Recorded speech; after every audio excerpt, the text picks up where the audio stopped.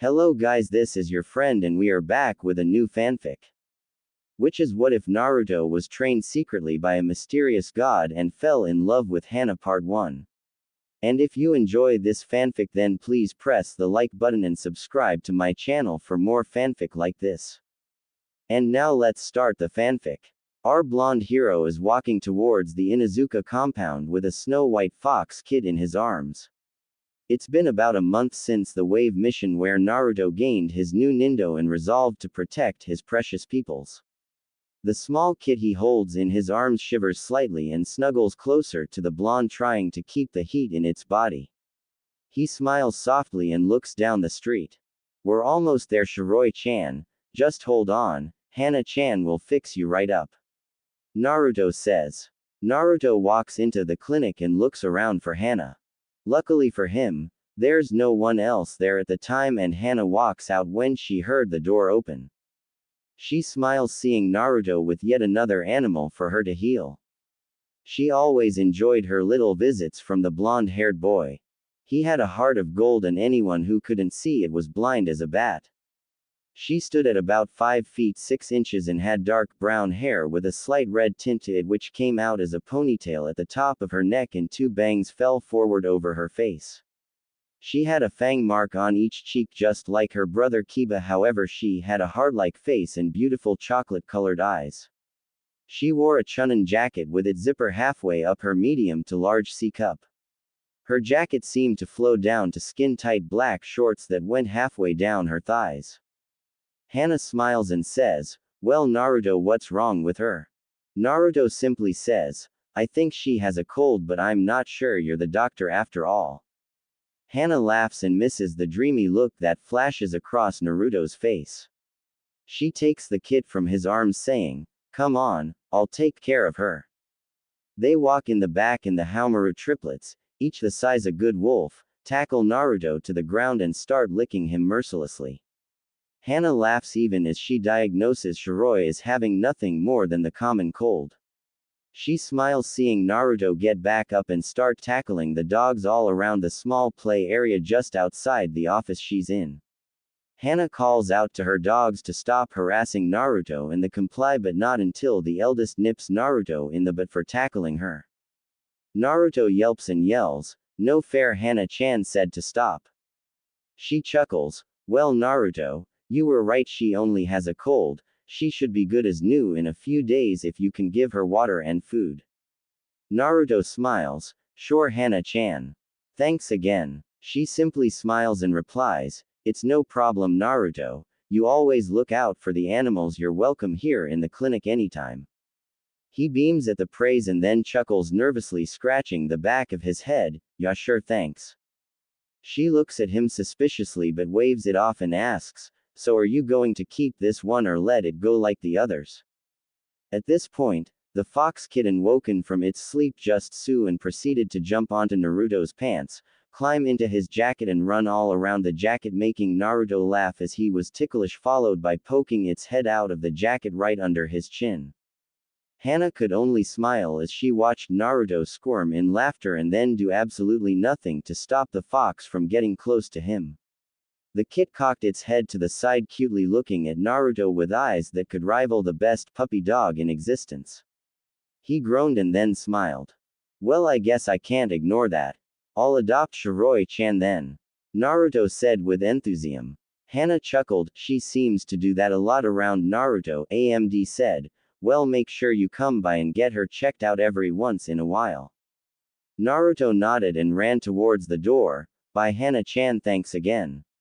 I got team practice." With that he bolted out the door. Hana smiled and then sighed. She wasn't oblivious. He had been sneaking glances at her the entire time they were here. She knew his life was bad, but bad enough to make her an object of affection. That was not good. She decided a night out with the girls, Yugao, Kurenai, and Anko, would help.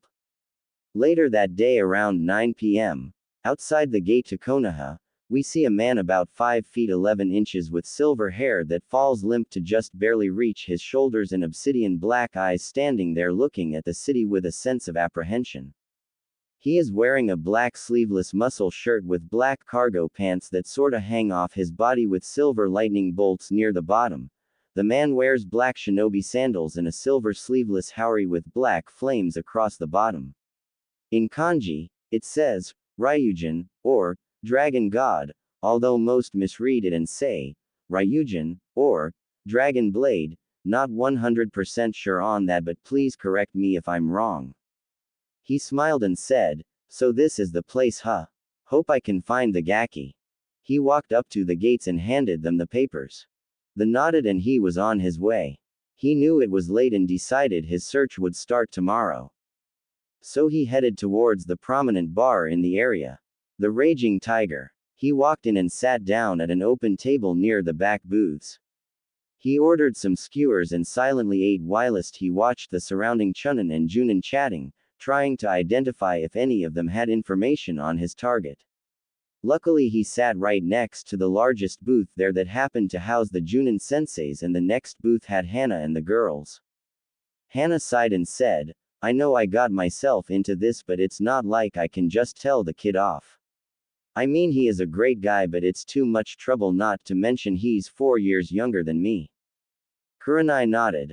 I know what you mean. I've been lucky enough to break Hinata out of liking him, and she actually gained confidence.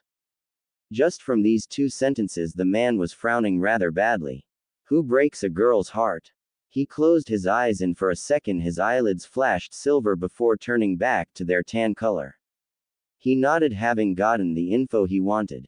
Yes, it's an ability of his and no, he won't use it again. He's morally against it, but this was important to him. Hana looked shocked at Kurenai. You broke her of it? That's kinda mean, Kurenai. Anko shook her head. No, it's not. She shouldn't be a fangirl. Yugao gave her 2 cents and said, she wasn't really a fangirl, she actually used him to get stronger. But, it's sad we can't help him. The council would cause so many problems it'd be unbelievable. Kurenai turned to the senseis and said, speaking of fangirls, did you guys break yours yet? Asuma seemed to sweat and said, it's a work in progress. Kakashi waved his hand lazily.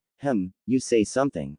That's we haven't even tried cause we are too lazy, if I've ever heard one. The man said. Kakashi didn't like what the man was saying and replied, and just who are you? The man inclined his head and said, isn't it polite to introduce yourself first? True. My name is Maida Guy, and I wish to know who would dim the flames of youth of my colleges. The man stared at Guy then smirked. Well, my friend, my name is Sora Ryu, and I wouldn't go so low as to dim your flames of youth, but rather I say they did that themselves. Everyone stared shell-shocked that this stranger had just matched Maida Guy in his flames of youth speech. Sora chuckled then got serious. I heard everything you people said. And I must say I am sorely disappointed. Asuma replied, now see here, we train our teams.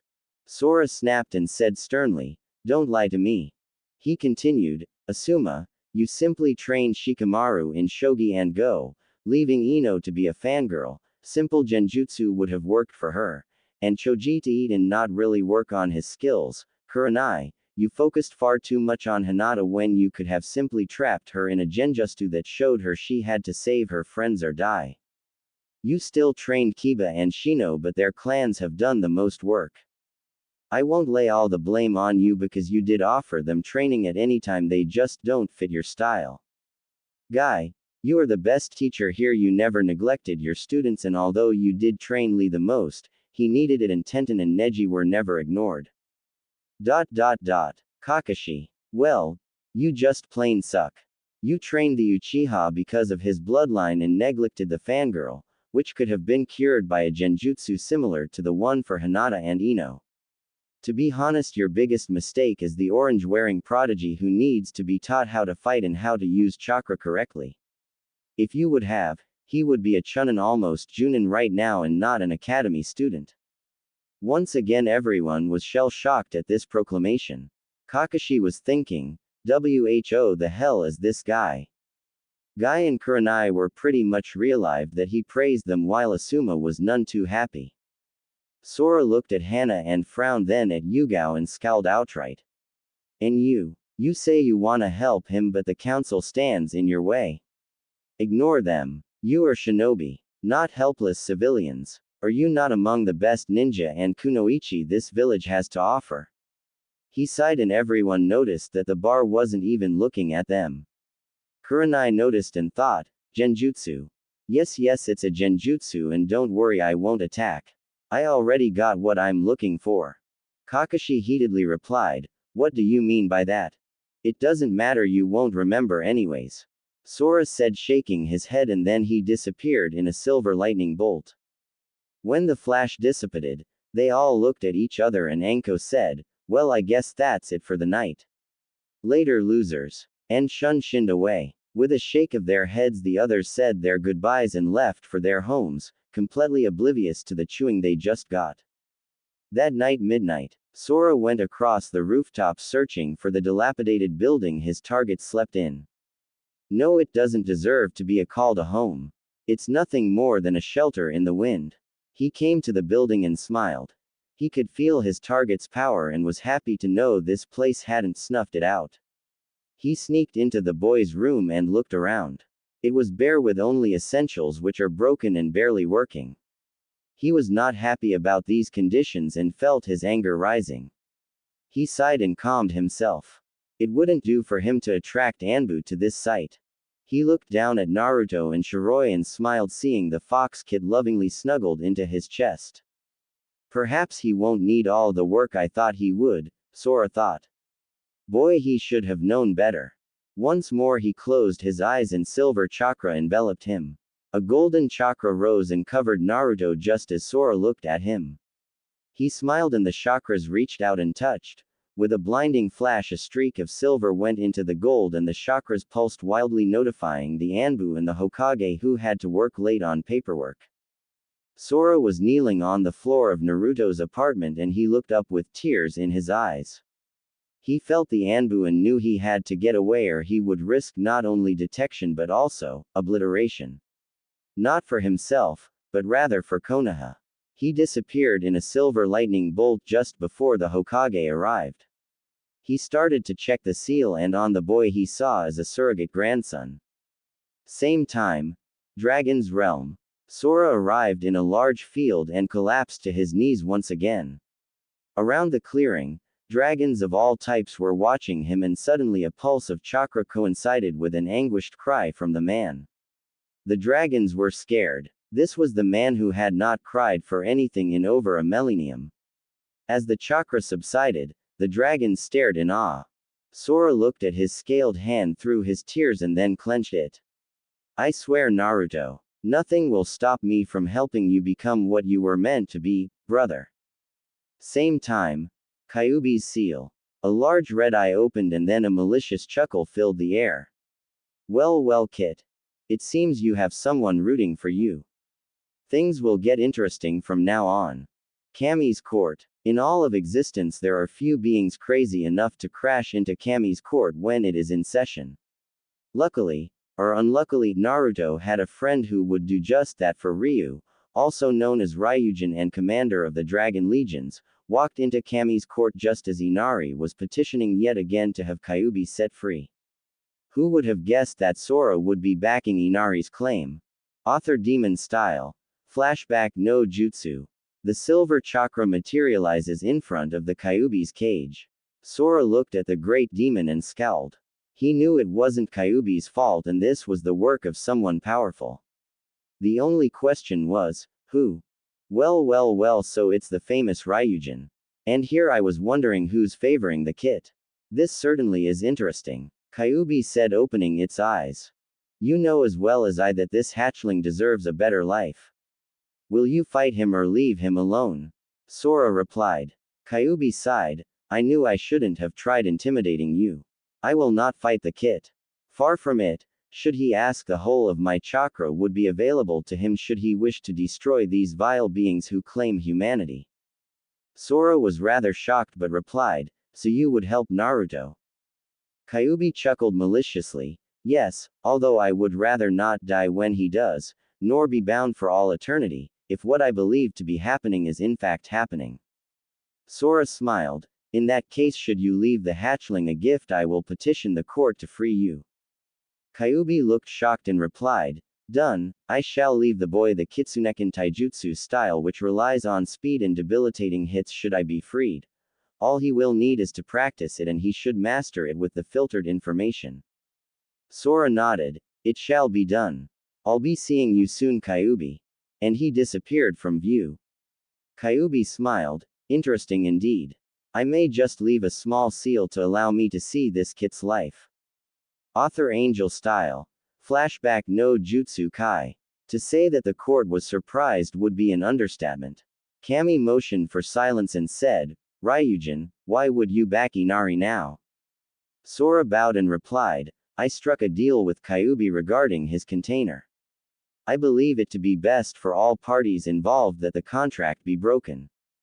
The Shinigami stepped forward and replied, I already took payment. Are you suggesting I return Minato Namikaze to life?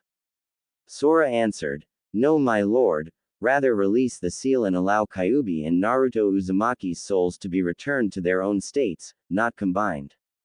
The Shinigami snarled, That was not my agreement with Minato and I shall not change it because of some half-assed petition. Kami intervened, Ryujin, Shinigami is correct, it is his contract. Sora smirked, Then both souls shall be lost to the Shinigami forever. The Shinigami roared, Impossible. The only way for that to happen is if Naruto Uzumaki was to have manifested a dragon soul which would cause both of their souls to tear each other apart in a year. Sora's smile got wider. Well, I guess you're right. After all, Naruto Uzumaki has manifested a golden dragon soul, so I'll just leave and let you deal with the mess. The room stared in shocked silence, the only ones knowing what would happen being Kami and Yami. The Shinigami growled and said, Fine, I'll release them, but you owe me Ryujin. Sora's smile was reaching Naruto's patented style, so he stopped and nodded. How about Orochimaru and Madara Uchiha in return for not reaping the kid's soul and any mate he so chooses? The Shinigami smiled and replied, Those, Hidan and Kakuzu, and you have yourself a deal. I'll even let you have a mate. Kami knows you need a good woman. If the gods had been any less stuck up, they would have slapped themselves silly. In the meantime, Sora nodded and grabbed Inari before leaving the court. Yami looked at Kami, You think he'll figure out he was just played? She chuckled, He already knows Shinny-kun played him, but he doesn't care. The gods' laughter, Shinigami included, could be heard all the way to hell. Training Ground 7. Naruto had just been blown off and told to continue to do the tree walking exercise, when he had already mastered it 3 days ago, so Kakashi could train the Uchiha. The pink-haired Banch, Sakura had, secretly, followed them so she could cheer on her, Sasuke-kun. Naruto was sitting on the ground seething. Naruto never seethed. He was muttering to himself, and this is the scene Sora and Inari come across when they come looking for him. Man, Kakashi-sensei just blew me off again. What do I have to do to get some real trying? Naruto practically yelled. Ask and ye shall receive. Sora said with a smile as he stepped out of the tree line. Who are you? Naruto asked, pointing a finger at Sora. Sora frowned and said, It's bad manners to point, Naruto-kun. By the way, Inari-san, could you please whip up an illusion so that Naruto came in looking sick and went home early for Kakatem? Inari smiled and replied, My pleasure. Sora walked over to Naruto and said, Listen Naruto, if you come with me for the day I promise to teach you a cool jutsu. Sound good? Naruto looked at him in excitement. Ray, really? Kakashi-sensei hasn't taught me anything cause he says my chakra control isn't good enough. Sora frowned and said, Well, I'll help you with that as well. My name is Sora Ryu and this is Inari-sama. Inari bowed and Naruto smiled. Okay, I'll go with you, but where to? He asked with his head cocked to the side. Why, to your house, of course. Sora replied. Naruto suddenly became wary of these people. No one wanted to go to his house. The ones that did are usually there to hurt him. He stared at the one named Sora and looked right into his eyes. He say no deception or ill intent, but that didn't mean he couldn't be hiding it. He decided maybe they should go somewhere more public, or at least somewhere he could run from. Nay, why don't we go get some lunch at Ichiraku's instead? Naruto suggested. Sora looked at Inari, who shrugged and replied, sure, why not? Tell you what, I'll even pay for all you can eat ramen if you let me see if there are any seals on you. Naruto, being the dunce that he is, screamed, free ramen. Sure, go ahead, look. And proceeded to sit in front of Sora, who smiled brightly. Sora looked at Inari and gave him a signal to wait. Inari nodded and Sora walked around Naruto to look at the base of his neck. Sora frowned when he saw the prodigy seal. This seal caused the sealed to lose 90% of their brainpower and about 68% of their full potential. It also forces the body to work 3 times harder to gain any type of muscle or for training to take effect. The only plus side is when the seal is released, you gain all of the previous training at about 4 times the amount of work. Basically, you gain 1/4 above what you should have when the seal is released. Sora told Naruto, listen Naruto, I'm going to remove a seal called the prodigy seal from your neck. Inari's eyes widened, then narrowed to an almost imperceptible range. Naruto said, what's that gonna do? Sora smiled and said, it'll make you faster and stronger. You want that, don't you? Naruto yelled, yeah, great, do it. Sora nodded and yelled, Fuiin Kai. Seal release, slamming his hand into Naruto's neck. Naruto's eyes widen, then roll back into his head as he collapses to the ground. His body starts to grow muscles before their eyes. Sora looks at Inari and says, man, that seal was fucked up. It sealed 90% of his potential and all but 5% of his brain. It's amazing he's able to function. Inari shakes his head and replies, humans fear what they cannot comprehend. Shall we release Kyuubi while he is asleep? Sora nods and holds down Naruto while Inari reaches into the seal and says, Kyuubi will not be allowed back into this realm for 1,000 years unless the kid or myself summon him here. That shall be his punishment. Sora agrees and looks down at Naruto, who was starting to wake up. Inari nods and leaves, taking Kyuubi back to his corner of hell. Naruto rubs his head and says, oh, that hurt, man, you could have warned me. Sora chuckles and says, sorry Naruto, so how do you feel? Naruto stops for a second and says, I feel great, kinda like I am flowing with energy and I can finally control it.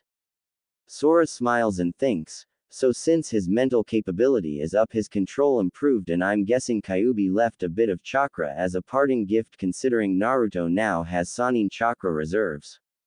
This is good. Actually, this is very good. Now I can train his body before the Chunin exams while his clones work on mental knowledge.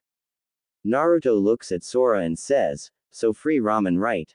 Sora laughs and replies, right, but listen, before we go I wanna show you something, do you agree? Naruto cocked his head to the side and said, sure, you haven't hurt me yet, so why not?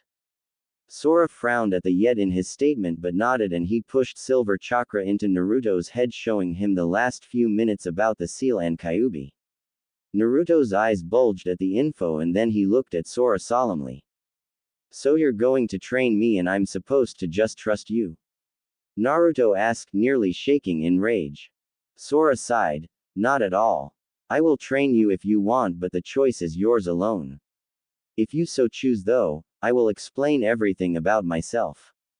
In the future, when I deem you ready, I will even tell you of your parents. Naruto looked shocked and said, you know who my parents were? Sora nodded, yes, but I want to teach you, but if you agree you will know before these Chunin exams. That I promise, and dragons never break a promise.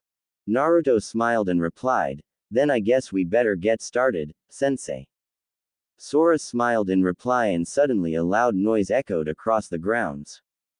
Growl. They both blushed and Sora said, Su, ramen it is. Race ya. Naruto laughed and said, you're on. Naruto and Sora were seated at Ichiraku's and Sora was crying anime tears. He knew Naruto could eat, but damn. Could he eat when he wasn't paying? 39 bowls and going on 40. Sora just sighed and paid for the 40 bowls before motioning to Naruto that they needed to talk. Naruto nodded and said his goodbyes before they took off for Naruto's house. On arrival, Sora quickly ran through some hand seals before ending on Ryu. The room glowed and Naruto realized it was a silencing jutsu. Sora turned to Naruto and said, "Now that that's out of the way, we need to discuss your training." Naruto nodded and replied, "Well, I definitely want to get smarter. Now that I can actually think clearly, I can't believe how much my training was stunted. So the shadow clones in the library would be helpful." Sora agreed, "We will be doing that and I will be personally overseeing your taijutsu training and physical conditioning so that when the time comes, you can train in the Ryu no Tsurugi style. From your body build, I would say you are built more for speed and agility than power and control. So we will focus on that before I even begin to teach you jutsus. You will have Junin control because as of right now you have about mid-Sanin chakra. Side note, not sure about Tsurugi, believe it means sword, and Sanin is a step below Kage." Naruto sighed and replied, "Hi, sensei. But can I start on the library right now?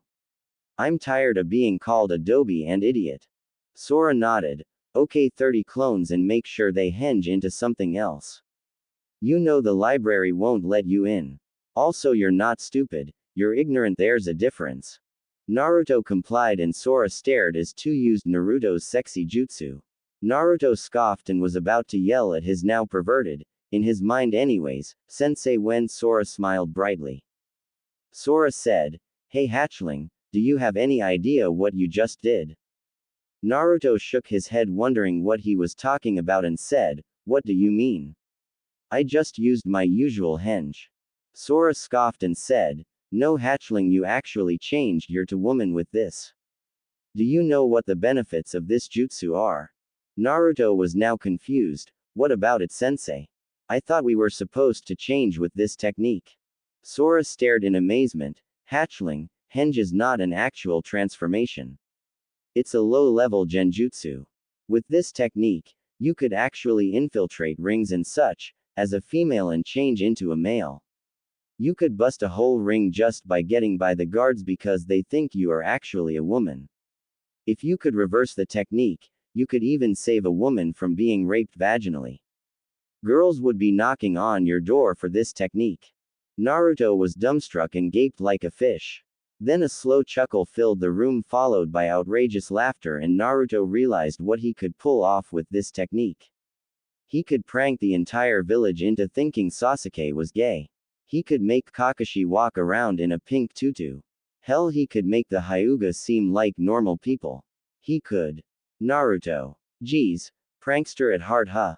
Anyways, listen, get them to the library and make sure 2 of them read up on anatomy so you can complete the jutsu," Sora said. Naruto scratched his head nervously. "Hee, sorry sensei. Couldn't help myself."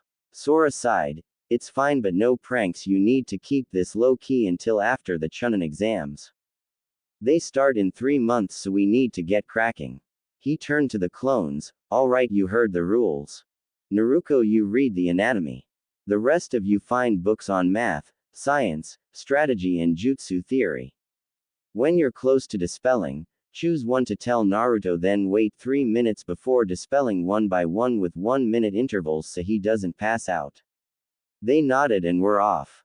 "Okay, now we need to get you some weights and some new clothes. God, orange should have been banned when you bought that." Naruto sighed, "It's the only thing I could afford. Besides, I don't exactly have the money to buy top quality equipment." Sora nodded, "Well, don't worry about that. I'll pay and in return your work your butt off deal." Naruto smiled a true smile but asked, You'd really do that for me?" Sora looked at him and remembered what he had seen and said, "That's right, I haven't told you why I'm so interested in you, have I?" Naruto looked confused and Sora sighed, "Sorry Naruto, listen closely. Naruto, you have manifested a golden dragon soul. Only one other in history has ever done this, and it was done over 2 millennium ago during the Great Demon Wars. That person was me, Naruto. where I manifested my dragon soul through extensive defense of the people I loved against hordes of demons, you manifested it through your indomitable will and kindness to all things. Naruto, you are a far better man than I ever will be, and I wish to tell you that no matter what happens, I will be your brother in arms. When you fight, I fight. When you seek diplomacy, I will help in any way I can. No matter what, I consider you a brother and will always treat you as such, well except in training. Do you understand, Naruto?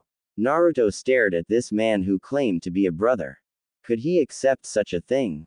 After all his life, all he wanted was someone to accept him. He thought Hana might, but this stranger showed up and promised to always help him. Naruto opened his mouth, then closed it, then opened it again. Oh, how can I trust you? I know you're putting yourself out here, but it still isn't easy for me. Sora nodded and said, I swear on my dragon soul, the most important thing to me, that what I say is the truth, and if I should lie, then let me be struck down by the dragons I command. Naruto's eyes widened and looked around. Since nothing was happening, he bowed his head and said, Thank you. I accept. With that, silent sobs came from Naruto, but Sora hugged him. Shish. Shish. It'll be alright. He rubbed Naruto's back and Naruto cried out loud for the first time in over a decade. For half an hour he sobbed. When it was over, he silently thanked Sora before he went into the bathroom.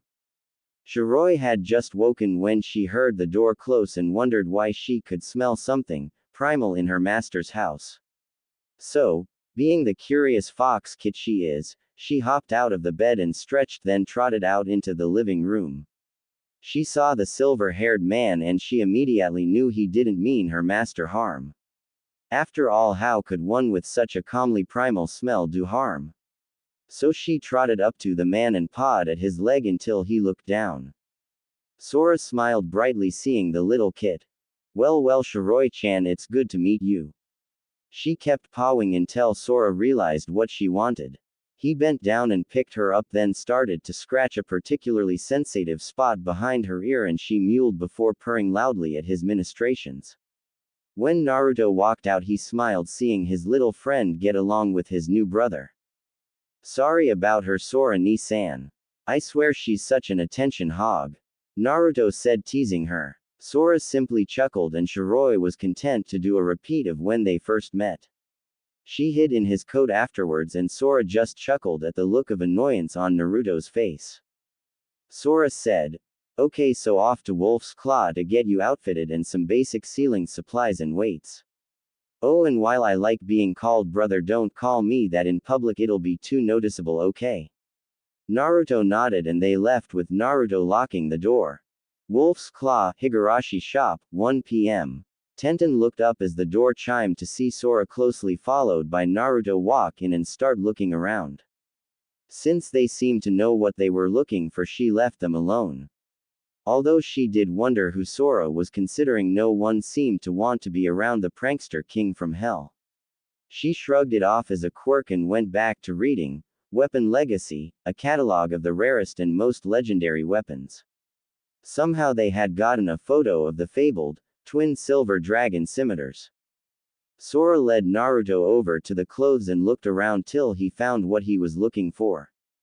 He shoved it into Naruto's hands and pointed to the dressing room.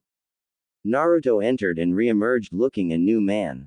Gone was the orange monstrosity, and now Naruto looked like a true ninja. He had on a black muscle shirt with black cargo pants which had golden flames licking his ankles. He had a haori like Sora, but his was black with blue lightning bolts running from near his ankles to connecting above his tailbone, running up his spine and spreading to look like small tree limbs going into his hair, and a bolt running to his shoulder.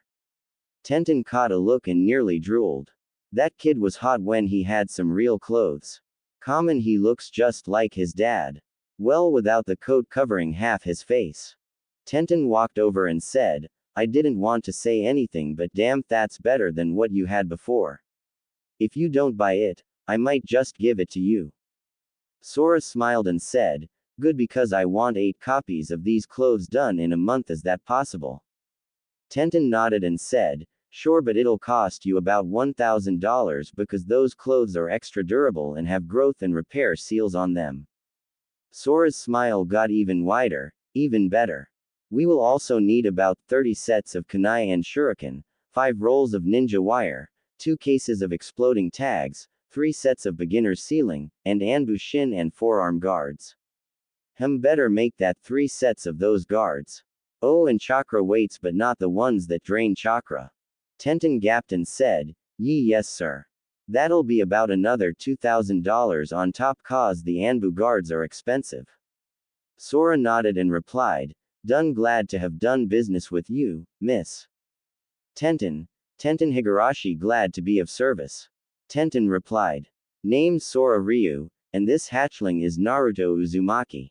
Sora said, and Naruto smiled again and turned back to the mirror, admiring that he now had good clothes. Thanks Tenten, and you too Sora. I can't believe I used to wear that orange thing. Naruto said. It was now that Shiroi decided to come out from under the pile of orange, and when Tenten saw her, well, let's just say she had a fangirl moment. Kawaii. Tenten screamed and glomped the now happy kid because Tenten was hitting the tender area again. Sora and Naruto shook their heads and allowed Tenten to pamper Shiroi while gathering the requested items.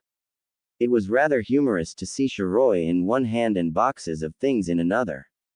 When all was said, done, and paid for, they left the shop with a promise of shopping there again and headed to Naruto's house.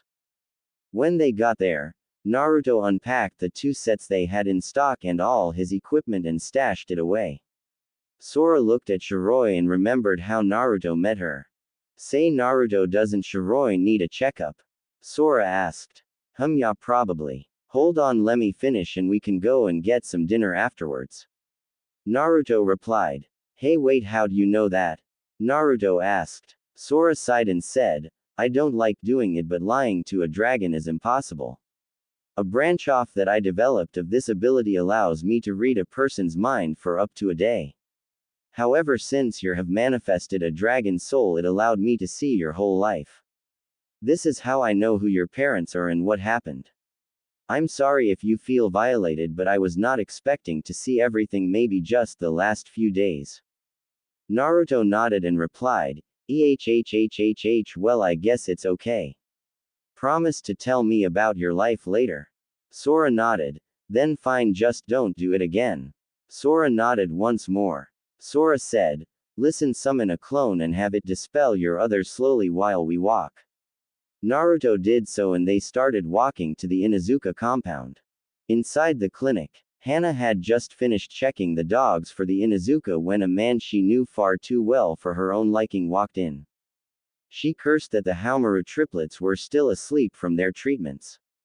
His name was Shinsuya Yasugawa and he was the son of a civilian council member. He was a short little thing about 5 feet 1 inch and 28 years old, yet he kept coming in every week to harass and ogle her every chance he got. He'd been after her for months now and she was tired of it. Still, he was a customer. She smiled falsely and said, Hello Yasugawa-san, I assume you are here for little Shunshin's checkup. He smiled broadly back and replied, Of course. You're the only one I let take of my little Shunshin-kun, Hana-chan. Gods, she wanted to punch him. What gave him the right to call her Hana-chan?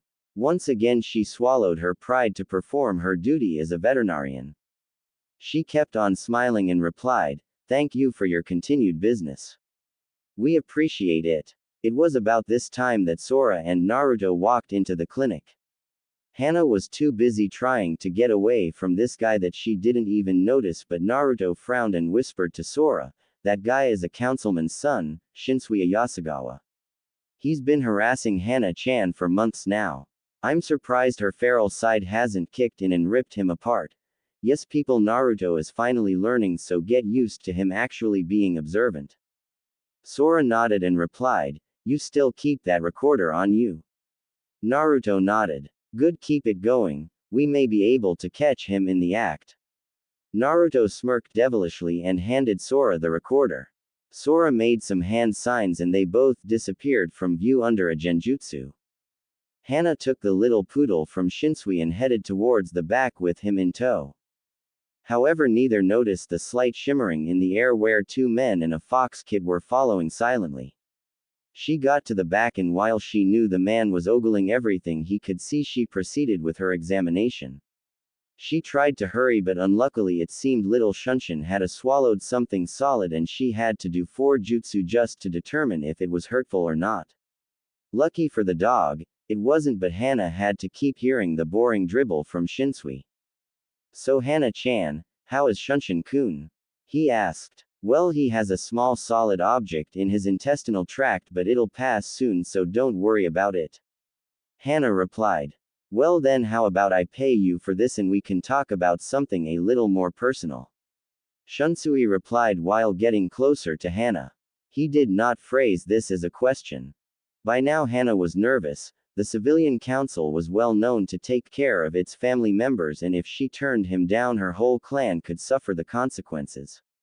On the other hand, her feral side was screaming for her to rip his head off because he was nowhere near mate material, let alone alpha status. She decided to go with a mixture and flatly refuse while trying to make sure he didn't tell his dad something stupid. "Please pay and then leave, Yasugawa-san. I have nothing I wish to speak to you personally about," she replied curtly. Now Shunsui Yasugawa was not used to being turned down. As a matter of fact, only one had ignored his advances and she was standing in front of him. He did not take no for an answer. After all, he was a council member's son. Who would turn down a date with one of the most influential people in town? Now this Inuzuka bitch had not only spurned his advances but turned down his offer. He was pissed. "Now see here," Shunsui said as he grabbed her wrist, "my father is on the council. You have ignored my advances for months now, and when I offer to take you on a date you flat out refuse me. Who do you think you are?" By this time, Naruto was pissed enough to jump in, but Sora kept him back, silently motioning that they needed more evidence. "Advances?" Hana said incredulously. "You did not make advances on me. You ogled me every chance you got. I do not want to date you and I refuse to do so." "Those are my advances," he replied. "You should be honored to be picked by me as a girlfriend." He smirked devilishly. "And, if you do not, then I will just have to tell my dad that you have been overcharging me for my visits. After all, who really knows what goes on back here?" Hana was now officially done with him. "Leave and tell your father whatever you want to. I have done nothing of the sort and you know it. Perhaps, but I will have you, Hana-chan, one way or another," he replied before he found himself hurled down the hall and into the waiting room, which was now occupied by none other than Kuromaru and Sume Inuzuka, the clan head. "What is going on here?" Sume asked. Time warp. 5 minutes earlier.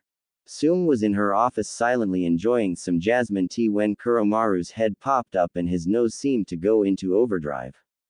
"It can't be," Kuromaru said in shock when he realized the scent. He stood up and headed for the door, trying to follow it. "Kuromaru, what is it?" Sume asked, wondering what could make her partner act so strange. "No time, Sume. Follow me. If I'm right, then this village is about to be shaken to its core," Kuromaru said. Sume stood stunned until they both took off, Sume following Kuromaru closely. They eventually found themselves standing in the clinic's waiting room when Shunsui came flying through the hallway. And Sume said, "What is going on here?" Present time. Hana was stunned. She had just thrown a customer almost into her mother. She was gonna get in trouble now, she just knew it. It didn't matter if she had a legitimate reason, her mom would never let her live it down. Suddenly an Anbu showed up and said, "Yasugawa-san, your father is looking for you, please head home immediately." The man nodded dumbly, then scooped up his dog and ran like a bat out of hell. As soon as the door was closed, Naruto and Sora walked out of the back. When Kuromaru saw Sora, he froze in shock. Sora stared at this familiar-looking dog until it dawned on him. "Kuro-chan," Sora said incredulously. Sume looked at the man and then busted out laughing, followed soon after by everyone except the old dog, who was now growling at Sora. Wiping a tear from his eye, Sora said, "I'm sorry, it was just too good." How are you, Kuromaru? All grown up now. I'm sure you have your own litter to worry about. Kuromaru smiled. Well, as best a dog can smile. Indeed, and I am just fine, thank you, Ryujin Dono. By now, the others were confused, although Naruto guessed that was Sora's title. Sora walked up to Kuromaru and knelt, then hugged him. Good to see you, old friend. Likewise. Sume was never a patient woman, and it showed with the throbbing vein on her forehead. Okay, what's going on? First, I find my daughter harassing a customer, then Naruto Uzumaki and some guys show up out of nowhere, and now you're acting like old friends. Kuro explained. Hana was visibly ashamed, but that disappeared when Sora held up a recorder and the conversation was played back for Sume. Let's just say she chose some words that are better for readers over the age of 3000, shall we? Sume sighed and looked at Sora. Thank you for this. I wouldn't want Hana-chan to get in trouble for no reason. Sora smiled and said, Don't thank me. Thank the kid. He's the one who carries a recorder. Naruto smirks and says, Never know what you can find out, and it helps to have proof. Sume smirks and Hana blushes, finally noticing Naruto's new gear. What the hell? I'm blushing. But he's 4 years younger than me. Get it together, Hana. Still, was he always that buff? Sora notices the blush but decides to ignore it. Listen, why don't you close the clinic early and we can talk in your home, because I don't feel entirely comfortable repeating everything out here. Sume nods and says, Very well, but this better be good. Kuromaru chuckles. If he is going to say what I think he's gonna say, trust me, Sume, you'll be gobsmacked by the end of it. That night, 7 p.m. dinner at Inuzuka's. I ordered some steak shish kebabs from Akamichi's. They will be here soon, so can we get this started? Sume asked. Sora looked at Kuromaru. Your honest voice, old friend, what do they think of Naruto? Everyone seemed surprised at the question, but Kuromaru answered anyways. The council can't stand him and will do anything to keep him from having any type of friendship. Hana risked her livelihood to treat the animals he brought in. Sume has always supported him in votes, but she is always in the minority. Sume and Hana looked outraged that he gave away such info so willingly. Calm yourselves, ladies. Thank you, Kuro. I know it wasn't easy to do that. After a nod from Kuro and glares from the women, Sora sighed. Well, I will be honest with you, my name is Sora Ryu. My title is Ryujin, as Kuro said, and I need your solemn promise that nothing said after this will be heard from those outside this room, and that includes your Hokage and council. They looked skeptical at first, but Kuromaru spoke up. Promise him, ladies. He will tell you everything. When it is done, you will know why he swore you to secrecy. They looked at Sora, then at Kuromaru again, and sighed. We promise on our fangs and claws we shall not breathe a word of this to others. The doorbell rang and the food was delivered and served. As they munched, Kuromaru looked at Sora, who put up the silencing seal, nodded, and began to explain everything from the time he arrived in Konoha to his seeing of Naruto's memories and how screwed up his learning was, to his meeting them in the clinic, surprising even Naruto. Sume sighed. That is a lot to take in. If Kuromaru hadn't backed you up, I wouldn't believe you. Sora nodded. I know, but believe me, I would not lie to friends of Kuromaru's. Hana looked at Naruto and asked, Naruto, is what Sora-san said true? Were you really under that seal, and deliberately not taught?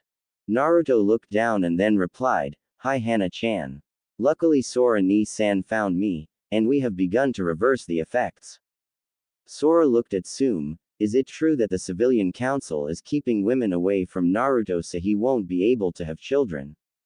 Naruto looked shocked. Hana hung her head in shame and actually felt tears welling up at that, though. She had known her mother told her to keep her distance, but she didn't know the council was forcing her hand. That was horrible. Sume sighed and her eyes glistened. Yes, they are. They told all the clan heads that if any woman got close to the demon brat, she wouldn't live to see another sunrise with the ability to produce children. They supposedly have Danzo backing them, but no one can prove it. Sora scowled and Naruto looked close to tears along, while Hana was outright crying. Hana sniffed and looked at Sume. Why didn't you tell me? You just told me to stay away. Naruto stiffened and when he looked at Hana thought, so she's just like them too huh? Guess I can't blame her. Sum's eyes were still down when she replied, I knew you liked to see his smiling face every day and he always brought those animals to the clinic. Personally I was hoping he could brighten your day and perhaps you could return the favor. Hana scowled, he does brighten my day. As for the council, I wouldn't have cared. Naruto's probably the kindest man I know. He doesn't deserve to be treated this way mom. Sora was smirking thinking, well just maybe there's hope for you yet hatchling. Naruto stared in shock at Hana's proclamation, she just stood up for me. Did I misjudge her? Maybe I was right the first time. When Hana looked at Naruto she got the first look at Naruto's true smile. While not as wide as his famous foxy grins, this one caused her heart to practically melt in her ribcage. Thank you Hana-chan, Naruto said. If Hana had been capable of coherent thoughts at the time she might have blushed instead of just smiling goofily instead. Sora chuckled and Sum smiled thinking, if I play my cards right, I may have little dragonaires and dragonettes running around. She glanced at Kuromaru who had a similar gleam in his eye. Sora cleared his throat. Well since we are in agreement how about we make plans to take care of this little situation? Sum looked intrigued, and what might your plan be? Sora smiled widely. In 3 months, the Chunin exams are being held. I am training Naruto and he will be ready. During the 1-month break, I will be taking the hatchling to train in the dragon arts, among other things, for 4 years. Naruto stared. 4 years. I'll never make it back in time. Sora chuckled. Normally no. But where we are going it will be 4 years and it will be 1 month here. Meaning you will age 4 years but everyone else will remain the same. Kuromaru nodded. So dimension hopping. Sora nodded and Hana said, so when Naruto-kun comes back he will be my age. Sum couldn't pass it up. So it's Naruto-kun now Hana-chan. They chuckled as Naruto and Hana turned beet red. Sora sighed, yes Hana he will be. In any case do you accept this Naruto? If you do, when you return, your heritage can be claimed. No I will not tell you who it is yet but when Naruto learns it I will relay the info if he so wishes. Naruto nodded, they already know everything else and yes I accept. Sora stood and said, then Naruto we best be going. And to answer your question Sum-san, yes his heritage is that important. Ciao.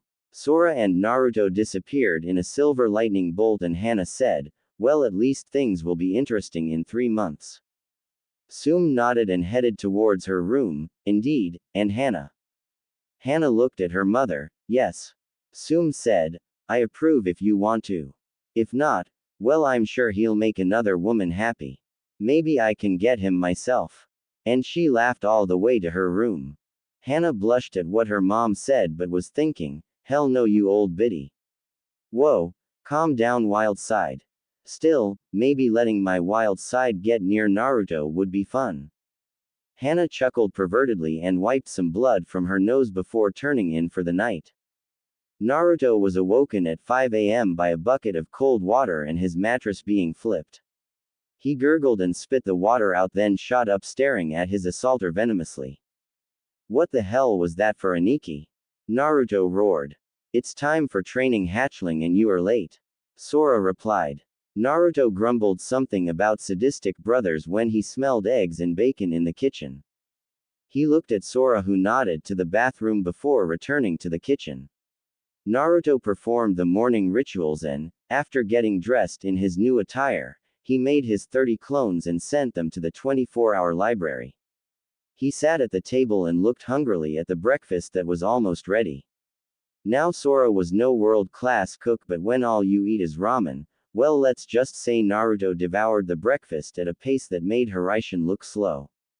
Sora chuckled and said, alright follow me we are going to training ground 8. I scoped it out yesterday and found no one uses it. Plus it's near your team's training ground so less time moving from one to the other.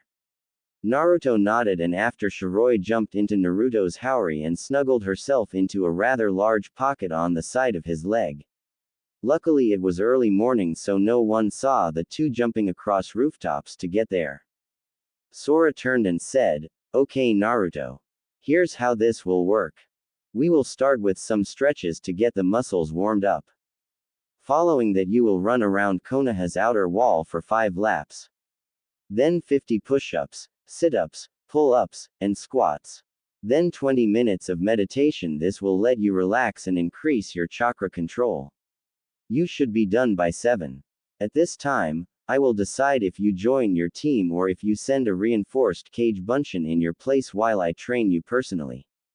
Luckily, since I am a demon hunter by nature, I know all about the Kitsune Ken style and I can correct your flaws."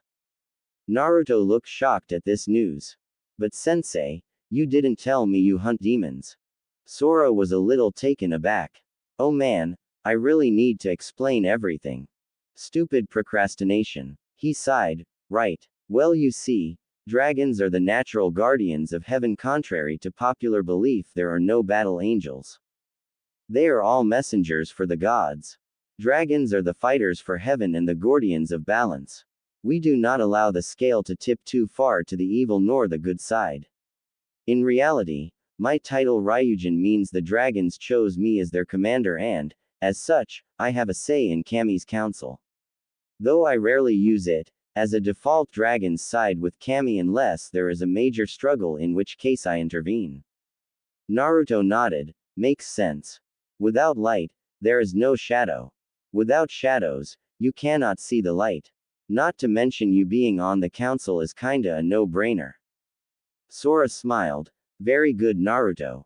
And the position is more for show, but I still have weight when I need it. Now, as I was saying, if you don't go to your meetings, then we will train in your style till lunch with 10-minute breaks now and again. After lunch, you make about 300 clones and we will work on chakra control. At the end of the day, I will determine if you learn a new jutsu or not. If you go with your team, when you return we will train your taijutsu while your clones do chakra control.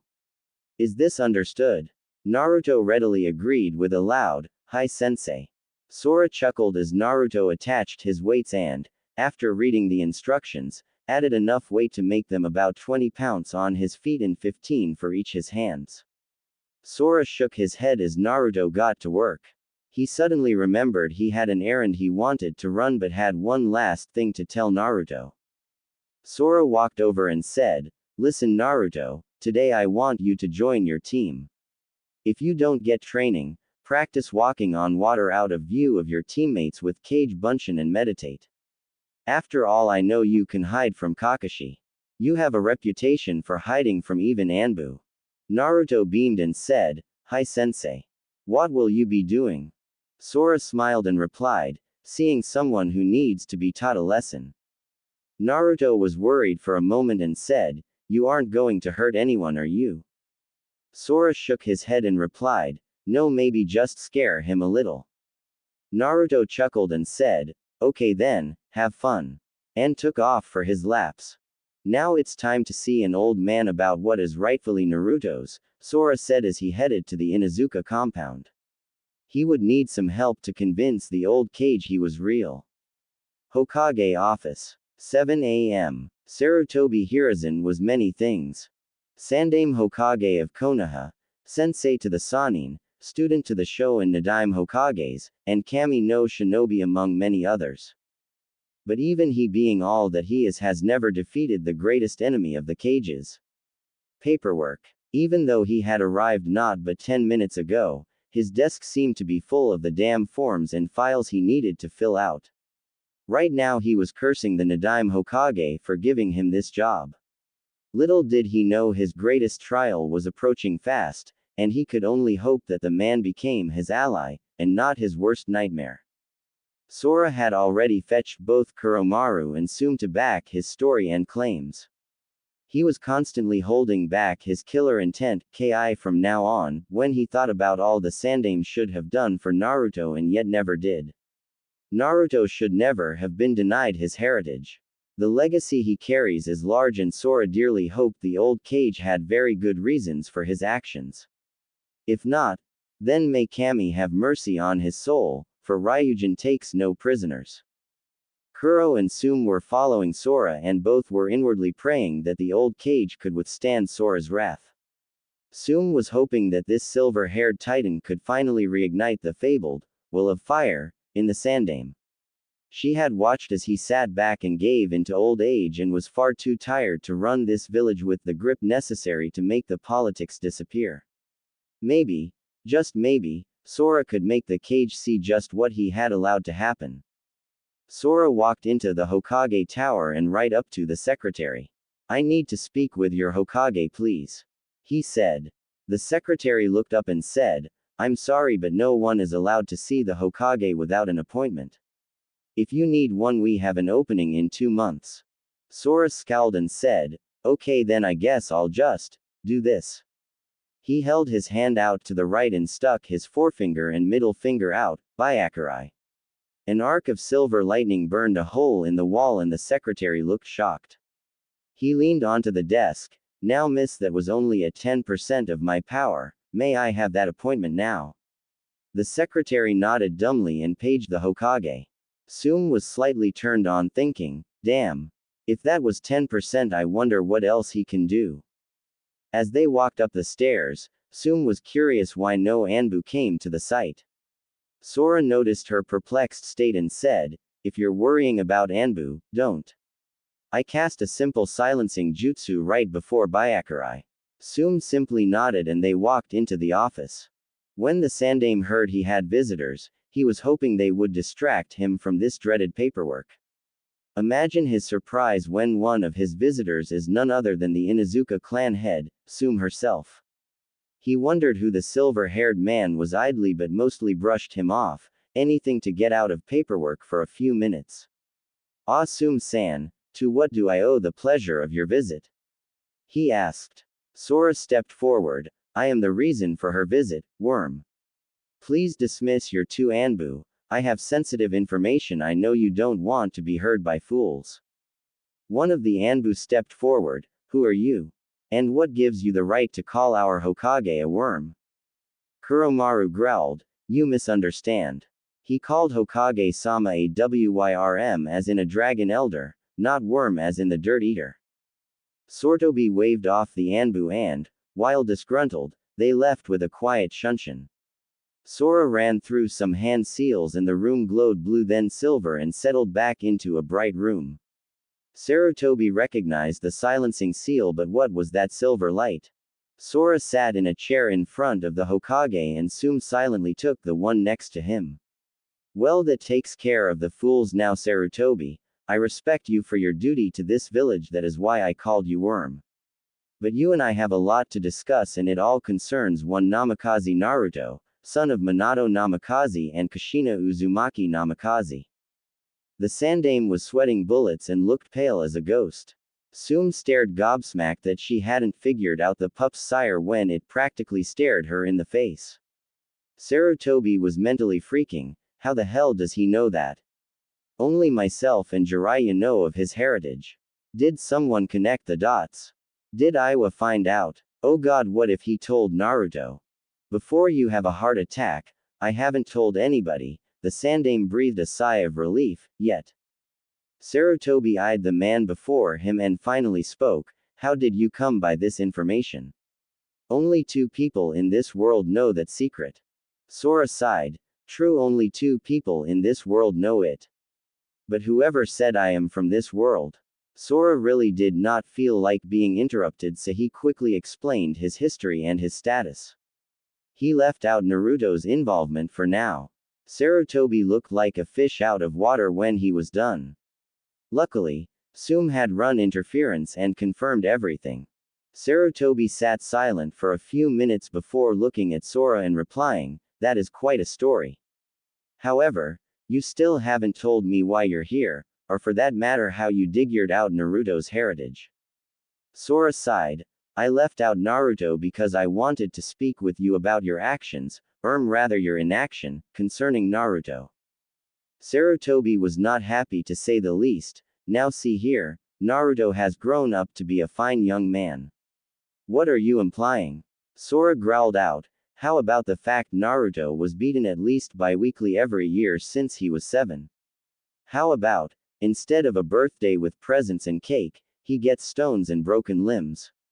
How about the fact that Naruto has the maturity of a 7-year-old, yet nothing seems wrong to you? Zoom Hand inched a hand slowly over to Sora and looked at him to calm down. After all, the Sandaime was white at the key Sora was putting off. When he finally regained his composure, Sora looked at the still recovering Sandaime and said, how many seals should there be on Naruto? Sarutobi was surprised at this question and replied, only one. The Shiki Fuian that holds the Kyuubi at bay. Sora wanted to groan and growl again. Wrong, there were 3 seals on Naruto. A protege seal and an additional suppression seal for his mind incorporated into it. Of course the Shiki Fuian is still there. Sarutobi was shocked. Protege seal. Is what this man saying true? Have I truly ignored Naruto this much? Sora, I have a request to make. The Sandaime said softly. Sora looked intrigued. Yes. The Sandaime put his hands together under his chin and replied, tell me everything you know about Naruto. In return, I will do whatever you ask so long as it does not hurt Konoha. Sora looked pleased. In that case, the favor I want is to have Naruto's heritage announced at the Chunin exam finals after their fights. In addition, any scrolls or money he has, I want them. Now. Sarutobi looked surprised but said, I can't just give that to anyway, but the first part shall be done if Naruto is strong enough. Sora nodded and said, after my tale, you will see, I can be trusted with Naruto's heritage. In addition, I plan on telling Naruto his parentage during the break. Sarutobi nodded. If this man broke the protege seal, then Naruto should be far smarter and more mature. Hopefully he won't hate me for keeping it from him. Sora proceeded to tell Sarutobi about Naruto's seal, what it did, how the Kyuubi was gone, and Naruto's Dragon Soul status along with his acceptance of Sora's brotherhood. Throughout it all, Sarutobi remained calm and was honestly surprised many times. He always knew the boy was destined for greatness. Sum was thinking about Naruto himself and hoping her daughter didn't screw up her chance with him. Then she got a devilish smirk. Finally I can let Hana have what she wants. Not to mention I can help the pup as I should have all this time. All I have to do is ask Sora to take care of it. The Sandaime sighed. I see. First of all, thank you Sora-san. You have done more for the boy in 2 days than I have all his life. Sora shook his head. While I may have been able to help, he wouldn't be so receptive if you had not paid attention to him like you have. Sum cleared her throat. Sora, may I ask for a favor as well? Sora looked confused but nodded and replied, sure, you have done me a service, so it is only right I do the same. What is it you need? Sum looked at him and said, protect Hana.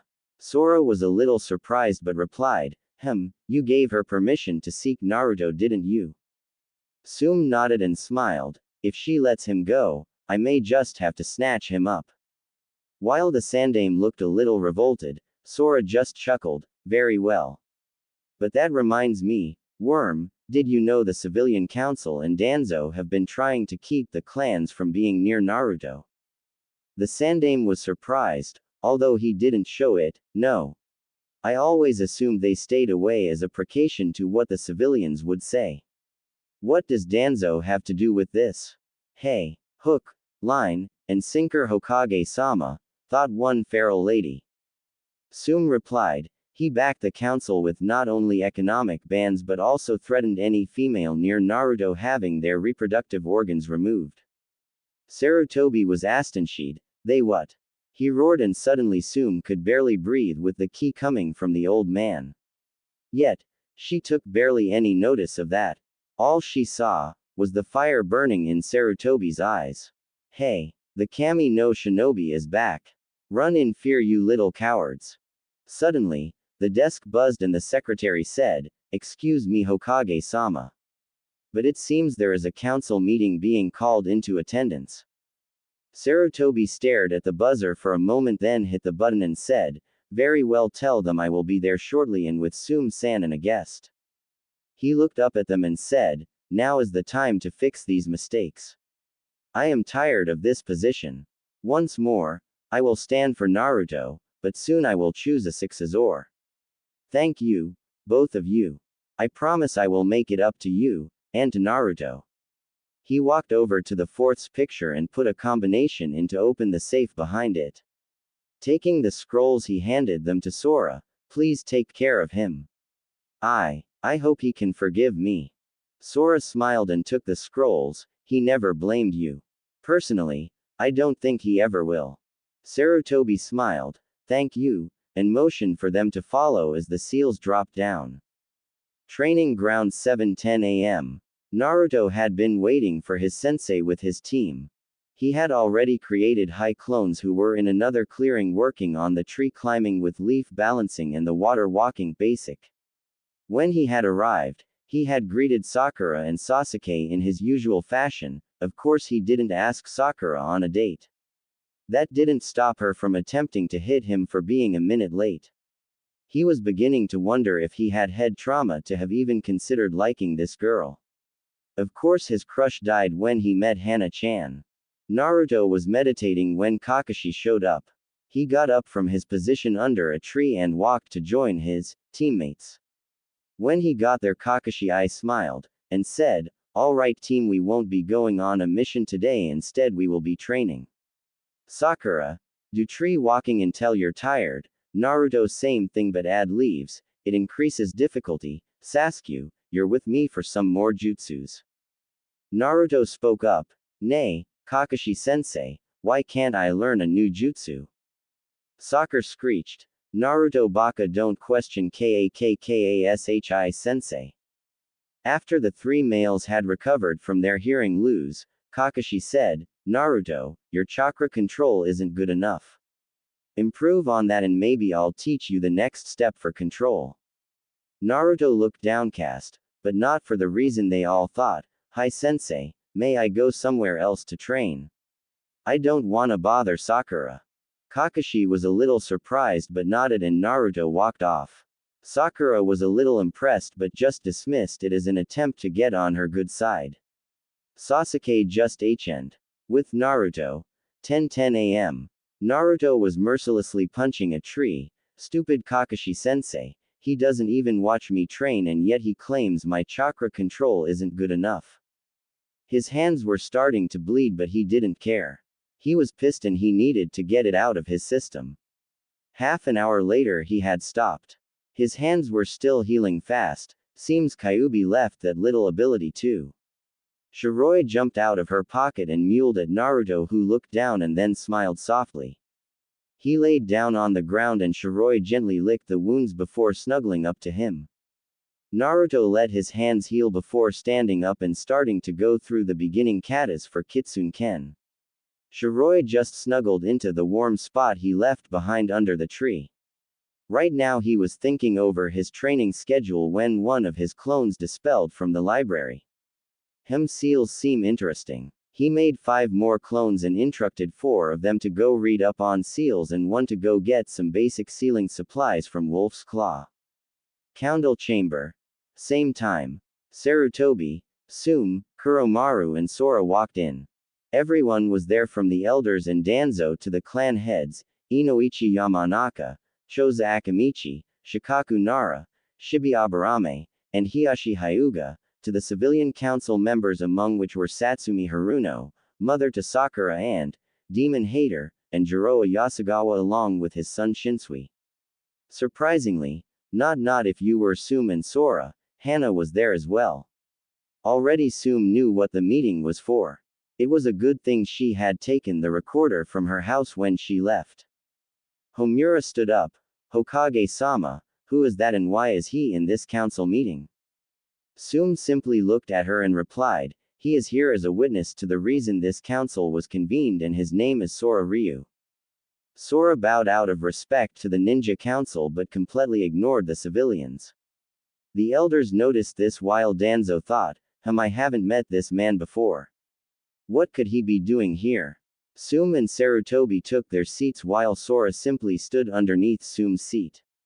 The civilians were a little nervous because the Hokage was here and they couldn't outright punish Hana and the Inuzukas. Jiro stood and said, "We are convened today to bring forth charges on the Chunin Hana Inuzuka for physically assaulting Shinsui Yasugawa." Sarutobi looked surprised. He knew Hana and her reputation for being a calm and caring person, despite her Inuzuka blood, was almost legendary amongst the medic nin. She was specifically a veterinarian, but she knew enough to heal most basic wounds for humans as well. So just assaulting someone out of the blue was highly unlikely. Shinsui was smiling like a madman. "Now you bitch, I'll get my revenge and I'll even make sure your little demon boy is punished as well." Sarutobi sighed and said, "Very well, would Shinsui please give his version of the story?" Shinsui nodded and stood up. "Well, Hokage-sama, every week I take my dear little Shunshin to the Inuzuka compound to have Hana-san check him for any problems. I often noticed one Uzumaki Naruto present in the clinic, but always dismissed it. Obviously this did not sit well with the civilians and the ninjas were annoyed at the obvious tactic." Sum replied, "It is well known young Uzumaki-san brings wounded animals for treatment. We Inuzuka are happy to help any wounded animal no matter who brings it in." Shinsui inwardly scowled but continued, "Gomen Gomen. In any case, I brought in Shunshin for his regular checkup. During this checkup, I noticed Hana-san seemed to stay closer than normal to me and was checking me out. I assumed she would be pleased if I asked her on a date. When I did so, she blatantly told me she did not like me and proceeded to beat me up and throw me out. I wish to press charges of assault because of the injury I received in compensation for my overcharge I believe have been paid for her personal grudge towards me. Hey, that oughta show you. It's just your word against mine and I know I will win. Once I do, I'll drop the charges in return for a night with you." The civilians seemed to believe his story while the ninjas, trained in reading a person's body language, were rather wary of how he guarded himself. Sarutobi nodded and said, "Thank you. Now would Hana-san please give her version of the story?" Hana nodded and stepped up. She proceeded to tell the true story and how he had leered at her for the last couple of months but has always ignored it as to be professional. The ninjas were pleasantly surprised to see such control and silently applauded her self-control. This didn't change the minds of the civilians and the elders were not happy that Naruto was close to anyone, especially this woman. Danzo was thinking, "I need to eliminate this girl. When the demon grows up, I can just capture him and have some of my female root rape him to give me some demonic offspring." Sarutobi simply looked impassively. There was not yet enough evidence in the claims. Sora cleared his throat and said, "Hokage-sama. If I may." Sarutobi nodded and remembered Sum's earlier words, "I wonder what she meant by that." Neither of them had mentioned Sora in the room with them.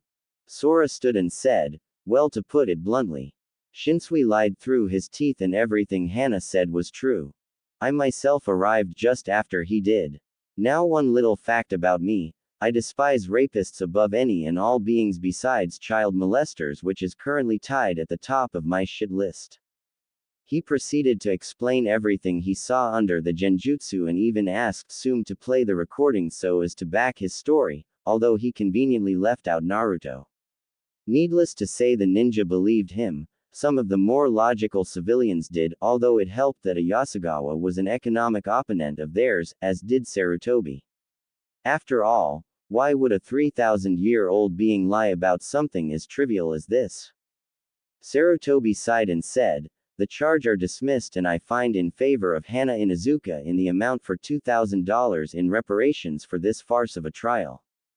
Most people nodded, although a few seemed a bit miffed.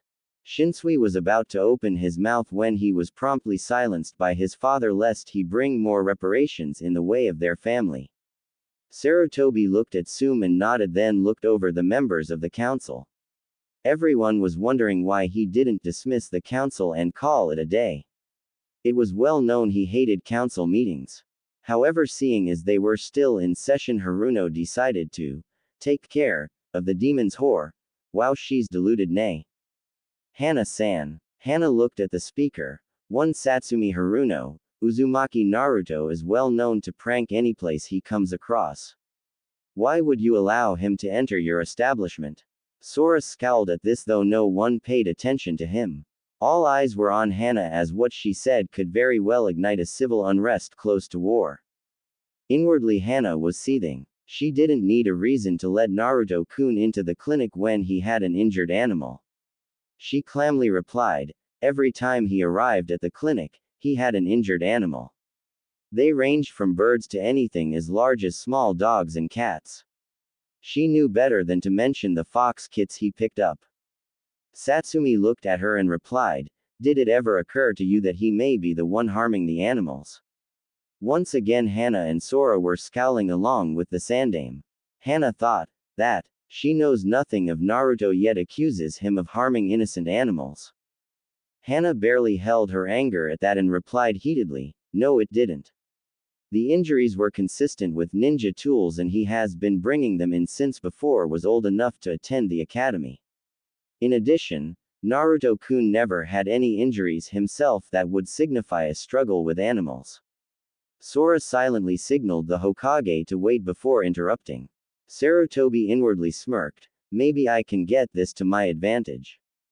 Satsumi smirked and Hana knew she'd made a mistake, so Naruto-kun never had animal-related injuries. Why is it you refer to the dem I mean Uzumaki-san in such an informal manner? Hana and Sum were silently praying for help and apparently Kami heard it. Sarutobi spoke up, is there a problem if she wishes to address Naruto-kun in an informal manner Haruno-san? Satsumi's smile vanished and she replied, of course not Hokage-sama. Sarutobi wasn't going to let her get away with that. Truly. It does not have anything to do with this law I have in my hand. Law 3179 of the village hidden in the leaves, if any woman is to become romantically involved with one Uzumaki Naruto, they are to report to the council to 1. Have their ovaries removed or 2. Any and all children born to these couples must turn over the child to the state to ensure that it is a stable human child. If it is not, the state has every right to confiscate and hold the child until such time as it is not deemed a threat. See, the strange thing is, I did not sign this law and as such it has no place in this country.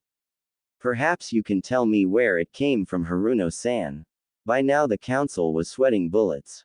Anbu. Sarutobi said as two showed beside him, take Haruno-san to Ibiki and find out who else was in on this. They nodded and grabbed the now screeching Haruno and dragged her off. The clan heads were visibly pleased. He lit the law on fire. Now any and all attempts to hinder Uzumaki Naruto will stop, and if I find even a glimpse that you are doing so, I will remove your position from this council and you will serve jail time. Sarutobi said, blasting his key. Meeting adjourned. I hope you have learned your lesson. Sarutobi quickly made his way back to the office and sat down only to look up and see Hana, Sum, Kuromaru, and Sora staring at him. Thank you Hokage-sama for your help back there. Hana said, bowing. Sarutobi simply smiled.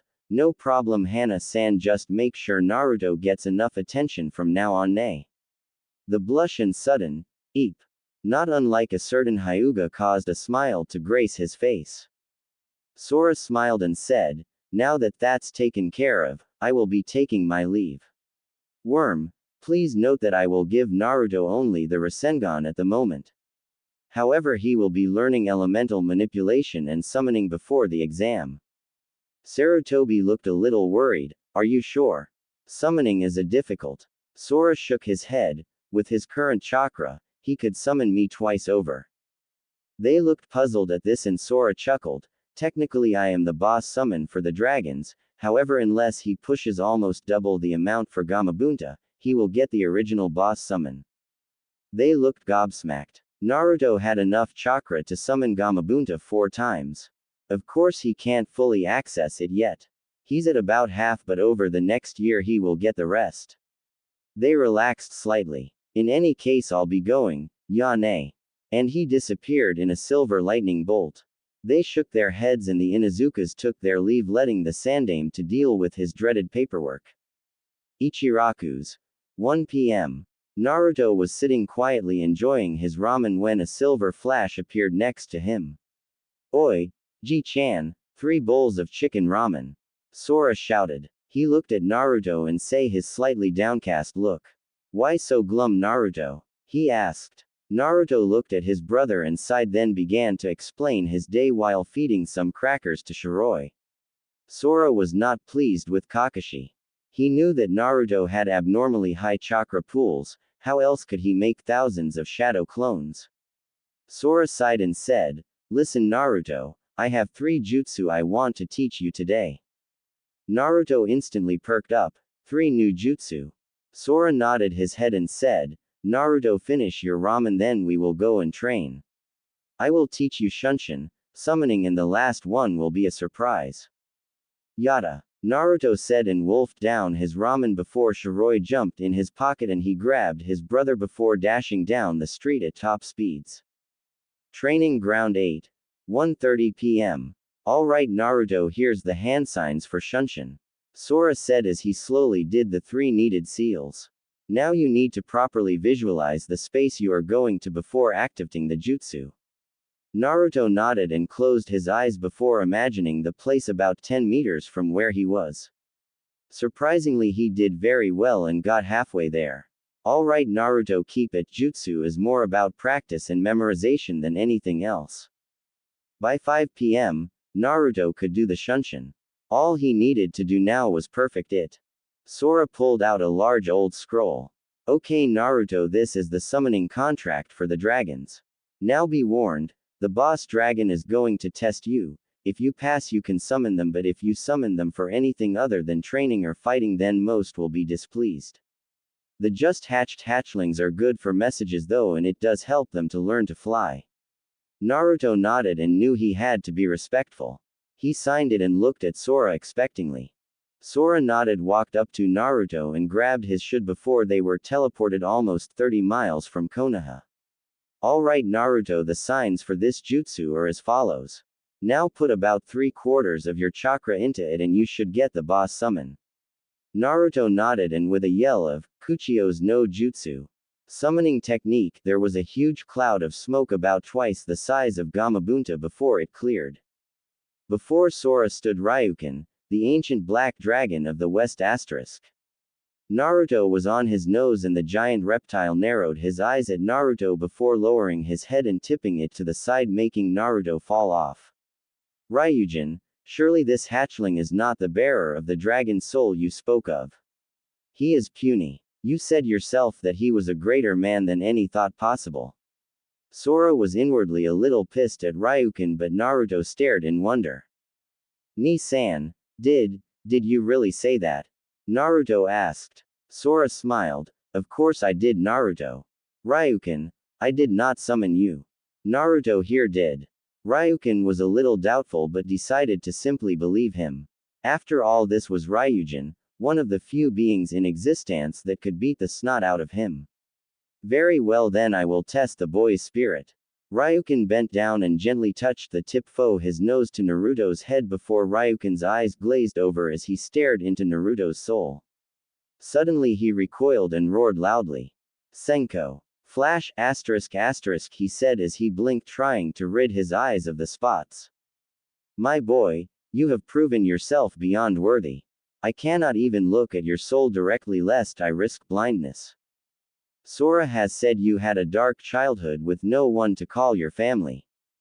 Know this," Ryukin said, bringing his head to ground level and staring directly into Naruto's eyes, "a sign of submission I might add. Dragons are now your family, and should you ever need us, call us at your will.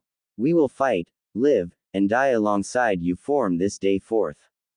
Naruto smiled brightly and it seemed to be infectious as it spread to the other members, and soon all 3 dragon brothers, in soul anyways, were laughing heartily. "I must go Naruto, but when you seek training for your sage mode, seek me out. I will be happy to train you." Sora smiled and said, "Well, that's over. Now let's get onto that last jutsu, shall we?" Naruto nodded, his smile never leaving his face. This jutsu is called Rasengan, now the first step. Black Dragon of the West. Sun rises in the west, so his flames are black, much like Amaterasu's, but his are stronger than Itachi's, although not the god's herself. Flash. Ryukin was blinded by Naruto's pure soul. He called him Flash because that's all he saw. Yes, this will tie into the story. No, it isn't the main cause for the title. The last month for Naruto has been both grueling and satisfying. He was now at least low to mid chunin in his taijutsu, something he was very proud of. He has read basically the entire shinobi library and could answer questions that would make Sakura feel like she knew nothing. Of course, the biggest improvement was his chakra control. Since he rarely went to team meetings anymore, he simply sent his reinforced cage bunshin instead. He trained almost non-stop with clones on it. He has completed the tree and water walking exercises as well as putting 20 leaves on his body for both of those. He still had slight trouble with Senbon balancing but had Kunai balancing in rotation to an art form. Of course, training for the Rasengan almost required him to be an expert in rotation. He currently had about high chunin nearing low junin chakra control.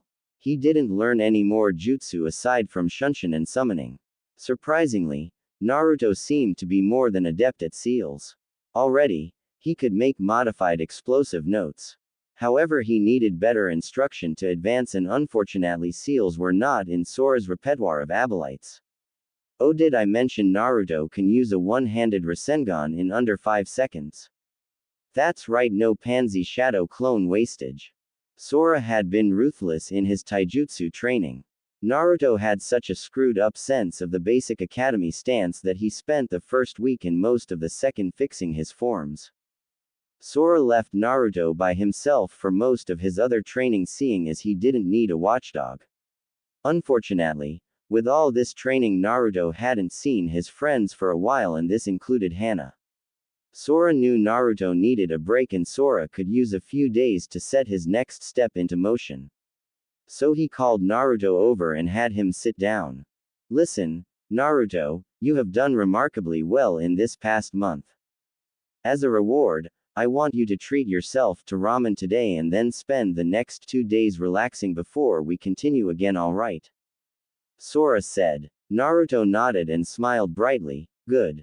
Now when we start back up, your taijutsu training will continue as planned, but your chakra control will lessen slightly. Instead, for 2 hours a day.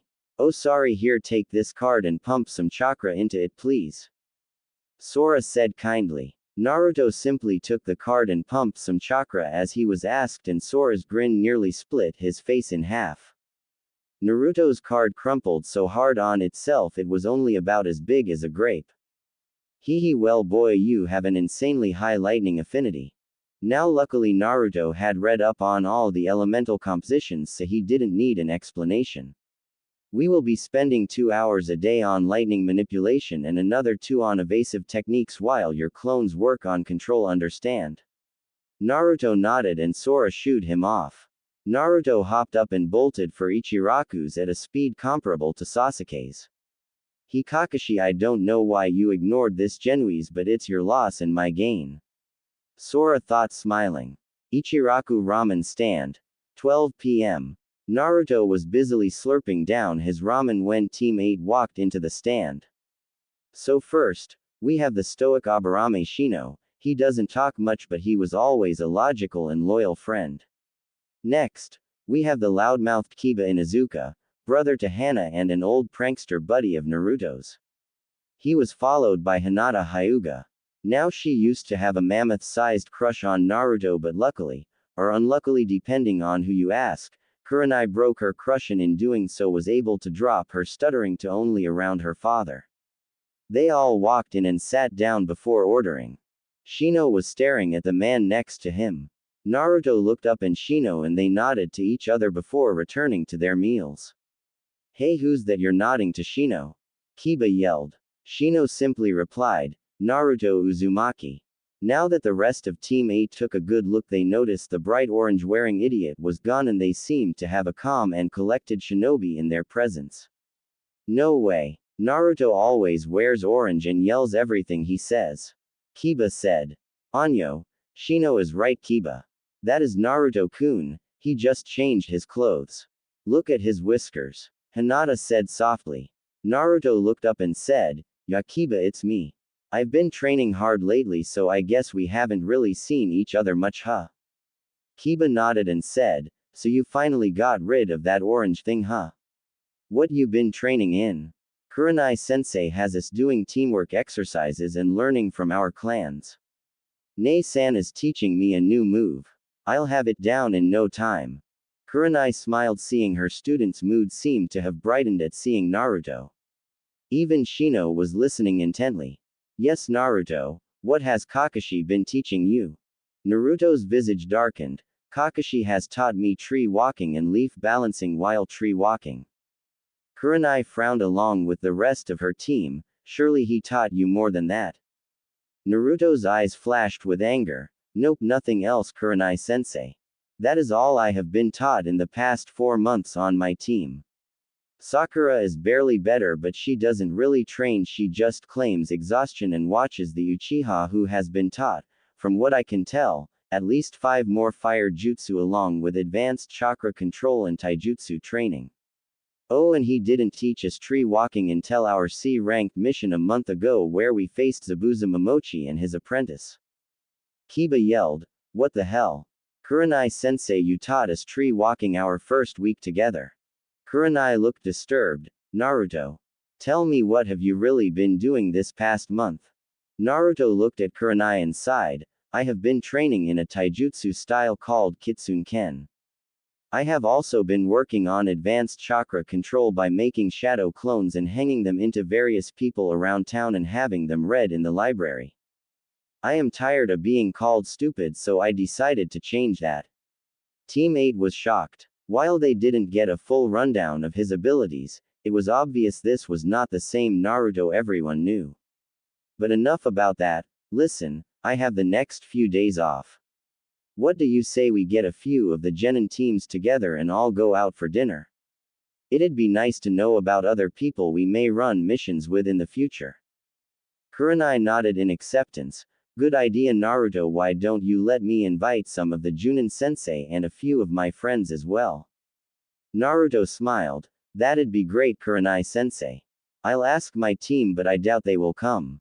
Still, I will bring a new friend I made if that is fine with you. Kurenai smiled. Sounds good. What do you think, team? Tomorrow, say 7 p.m. They all nodded and said their goodbyes.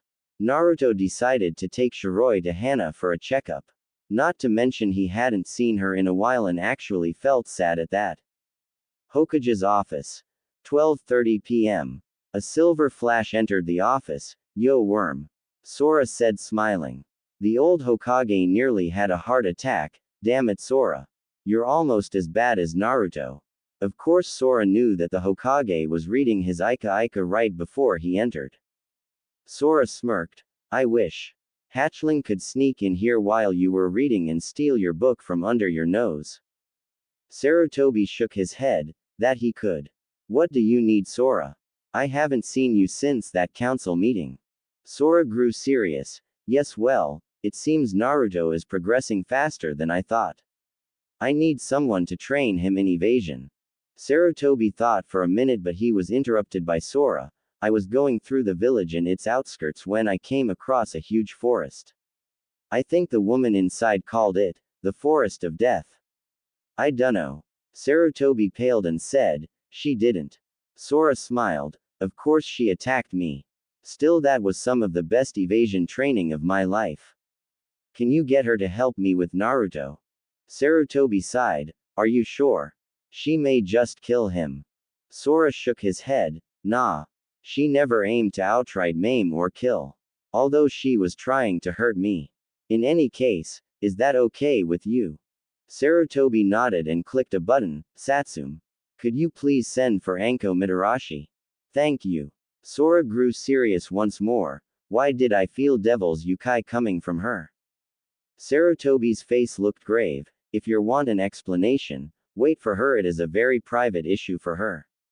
I will assure you she is fully human and in control of her actions. Sora nodded and the doors flew open. Hey, old man. Need me to kill someone? Anko said as she walked in, not unlike a certain blonde-haired container. Suddenly she froze. You. She lunged at Sora, who simply sidestepped her and watched her fly behind the desk. Sarutobi glared at Anko. Enough. I know he was in your forest, but he is here for a reason. Anko was not happy. The forest of death was her home.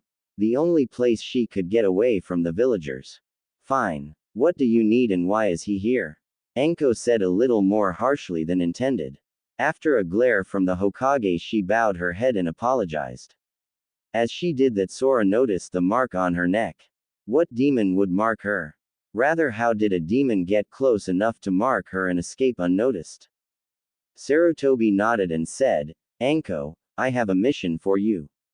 You are to assist Sora here in training a young ninja who needs some help. Anko was flabbergasted. You know I don't work well with kids. Why would you assign me to help him? Sora cleared his throat. I asked for you specifically. He needs evasion training and, as much as I enjoyed our little cat and mouse, I believe you are exceedingly proficient in thrown weapons and he would benefit greatly from this. Not to mention he heals incredibly fast, so you can throw as close as you want with no lethal wounds. Anko was actually considering it. What do I get if I do this? My time isn't cheap. And Sora looked at her and replied, I will pay you in one of two ways. Either monetary compensation, or, if you tell me the story behind that mark on your neck. I may be inclined to remove it. Both Anko and Sarutobi had their mouths agape. You can remove the curse seal? He asked incredibly. Curse seal? Sora asked confused. Anko walked up to him and grabbed his shirt. Don't toy with me. WHO sent you. She started shaking him, yelling obscenities, and was obviously pissed. Through all this, Sora was simply observing this so-called curse seal. It's not a mark in the true sense, just a bastardized version. Now I see why it's a seal. Sarutobi grabbed Anko and pulled her back. Anko, calm down. Anko was seething and glaring at Sora, but Sarutobi said, Enough, Anko. This man has my full trust. He turned his gaze to Sora, and Sora actually felt slightly scared. And you? I told you it was personal. You should not have toyed with her. Sora shook his head. I meant what I said. What I meant by asking of the curse seal is that I believed it to be a demon's mating mark at first. Therefore I was confused when she referred to it in such a manner. To be honest, that seal is a bastardized mating mark. I am no seal expert, but you cannot remove that mark through sealing, at least to my knowledge. Anko crumbled. So I can never be free of him. Sora sighed.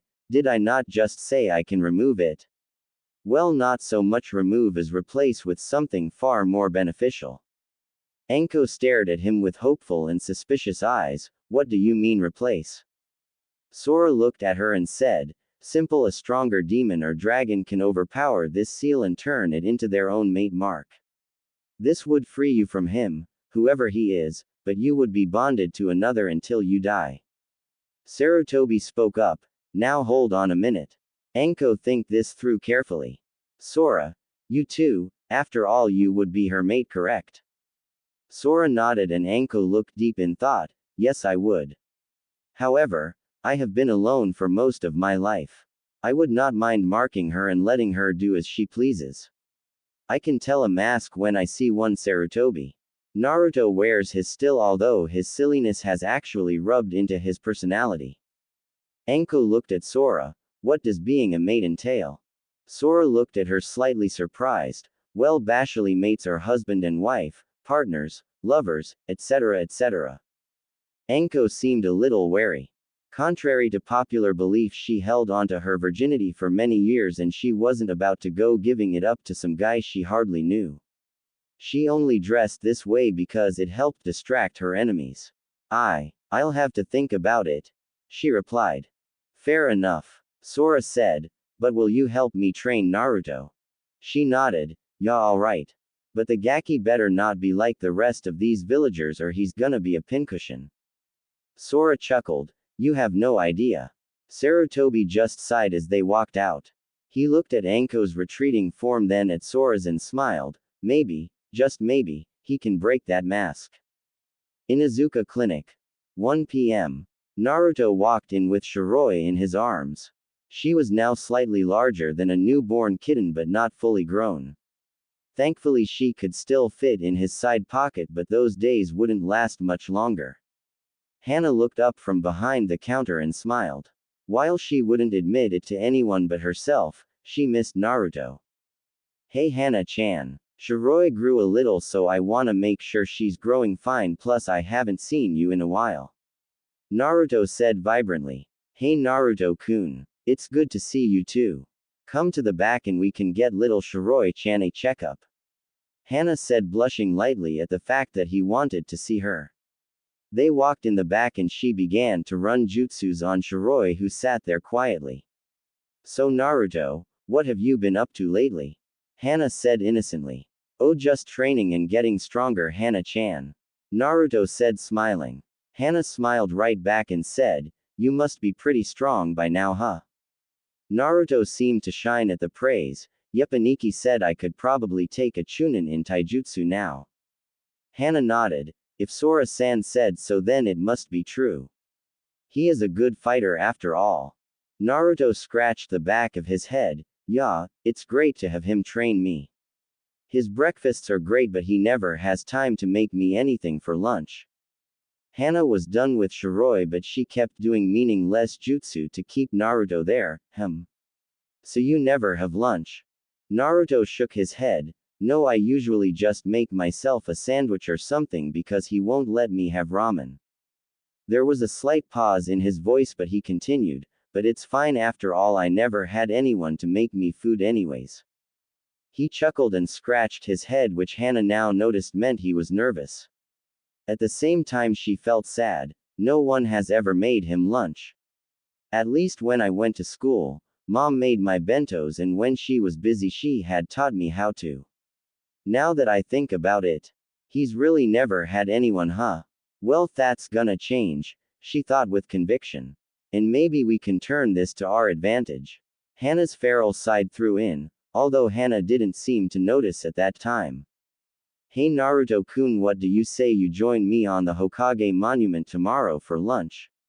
Hana said with a smile. Really, Hana-chan? Naruto asked with a light in his eyes. Sure Naruto-kun, I would enjoy spending some time with you. Hana replied. Hey, maybe we can do more than just spend time with him. No bad feral side. He is still only 13 right now. Hana thought. Thanks Hana-chan. I'll be there. Say 11:30. Naruto said while thinking, could this be considered a date? I sure hope so. I've been trying to get her to notice me for almost 2 years now. Hana nodded and said, well, Shiroi is all fine. I'm glad to see you're taking such good care of her. Naruto beamed once again. Ah, well, you know. Oh, before I forget. Tomorrow evening a bunch of the Genins and Junin sensei are gathering at a local karaoke bar for dinner. Would you like to come? Hana thought for a second. Sure, why not? It'll be fun. Kurenai is a Junin sensei. Will she be there? Naruto nodded furiously. Yeah, she's the one who suggested the bar and is asking the other senseis. Hana smiled and said, good, I'll see you tomorrow and don't bring anything. Okay. Naruto nodded and picked up Shiroi. He bolted for the door but stopped right before he opened it. CYA tomorrow, Hana-chan. And he disappeared. She smiled and then giggled. Oh, she was gonna have fun tomorrow. Naruto's house. 7 p.m. Naruto walked in after wandering the streets for a while. Yo bro, you home yet? He asked. Yeah Naruto. I'm in the kitchen. Dinner'll be done in a minute. Sora answered from the small kitchen. Naruto nodded and proceeded to set the table for him and his brother before setting out some raw meat for Shiroi, who eyed it hungrily before becoming a blur of whitened claws. She suddenly stopped and her dish was spinning, anime style, while licking her paw. Not a drop of blood or piece of meat left anywhere. I swear you're worse than me, Shiroi-chan. Naruto said, smiling. She seemed to smile sheepishly before Sora called out, dinner's ready, Naruto. Naruto chuckled and went over to the table. When he sat down, Shiroi jumped into his lap and curled into a ball and promptly took a nap. Dinner was nothing extravagant, just some curry with rice. Hey Aniki. Tomorrow night me and the other genin teams are going to a karaoke bar. You wanna come? Naruto asked. Sure should be fun right? Sora said. Naruto smiled. Yeah it should. His eyes seemed to take a distant look and Sora smiled. Of course lunch is gonna be more fun right Otudo? Sora said cunningly. Naruto sputtered red-faced for a few seconds before answering nervously, what could you mean Aniki? Sora chuckled. You should really learn to destroy your scent even if you aren't training Naruto. I can smell Hana's scent all over you. Naruto went red-faced but sighed. She asked me to join her for lunch tomorrow atop the monument. Thing is I don't know if it's a date or just because she pities me. And I do not want to be pitied. Sora got serious. He knew Naruto didn't have any experience and this wasn't the time for teasing him. Listen, just go with the flow. Do what comes naturally and whatever you do don't insult her cooking. That's the best advice I have for you. I think she doesn't pity you as much as she just wants you to be happy. Sora said. Naruto thought it over a bit and smiled. Thanks Aniki. I'll do that. Sora smiled. Good. Relax and it'll be easier alright. Naruto nodded. Good now get to bed. You can train lightly in the morning before taking a shower before lunch. Sora said and they both turned in for the night. One with dreams of a brown-haired goddess and the other with hopes for the future. Midnight. Location unknown. Report. A shadowy figure said. Sir, the one known as Sora seems to be training the Kyuubi child. A monotone voice replied. I see. Continue observation until such time as I recall you. Do not get caught. The figure said. Hi Shisho. The monotone voice replied and disappeared into the night. The moon shifted and hit the figure. Danzo sat in his chair mulling over this information. I will find out what you are up to and claim the Kyuubi's power for myself. Next day 11:25 a.m. Hana smiled. She had just finished setting up the blanket and assortment of sushi and several bowls of ramen for Naruto all homemade. She had closed the clinic for the day with permission from her mother who and I quote told her to, mate with the dragon and give me grandpups to spoil already. Needless to say Hana had blushed crimson and yelled at her mom for that. Although her feral side was becoming more active with each passing moment. It didn't help that last night she had dreamt of what he would look like when he came back. All those muscles, and that long hard. Hold it Hana. He's not there yet geez am I really that horny? She asked herself. Yes you silly girl. You're 17 nearing 18 and you have yet to claim a mate of course you're horny. Her feral side replied. Alright so I'm horny I just have to wait 3 months. She thought. Maybe but that doesn't mean you can't satisfy your need for companionship. It was at this time Naruto had walked into the clearing and yelled to Hana, hey Hana-chan. Hana smiled and replied, good Naruto I'm glad you made it. Naruto beamed and took a whiff of the food as he sat down, of course. I wouldn't miss this for the world. This ramen smells heavenly. Hana blushed lightly, thank you. I worked hard on them. I hope you like them. Naruto took a page from Hana and blushed as well. Damn she's cute when she blushes. He smiled and took a bite. His eyes widened and he almost dropped the bowl yelling, amazing. What did you do to this ramen? I've never tasted this before. She smiled with a light blush, nothing it's just regular steak ramen with the Inuzuka spices in it. He smiled brightly, you gotta make me some more when we have lunch again. She was a little taken aback and quietly munched on her sushi. Did he really mean that? So he wants to have lunch again huh? Inwardly Naruto was a little freaked and thought, oh, I guess she didn't wanna have lunch with me again. I'm sorry Hana. I didn't mean to force you to cook for me again. Naruto said sadly. Huh, she said. Why's he sad I thought he wanted me to do it again.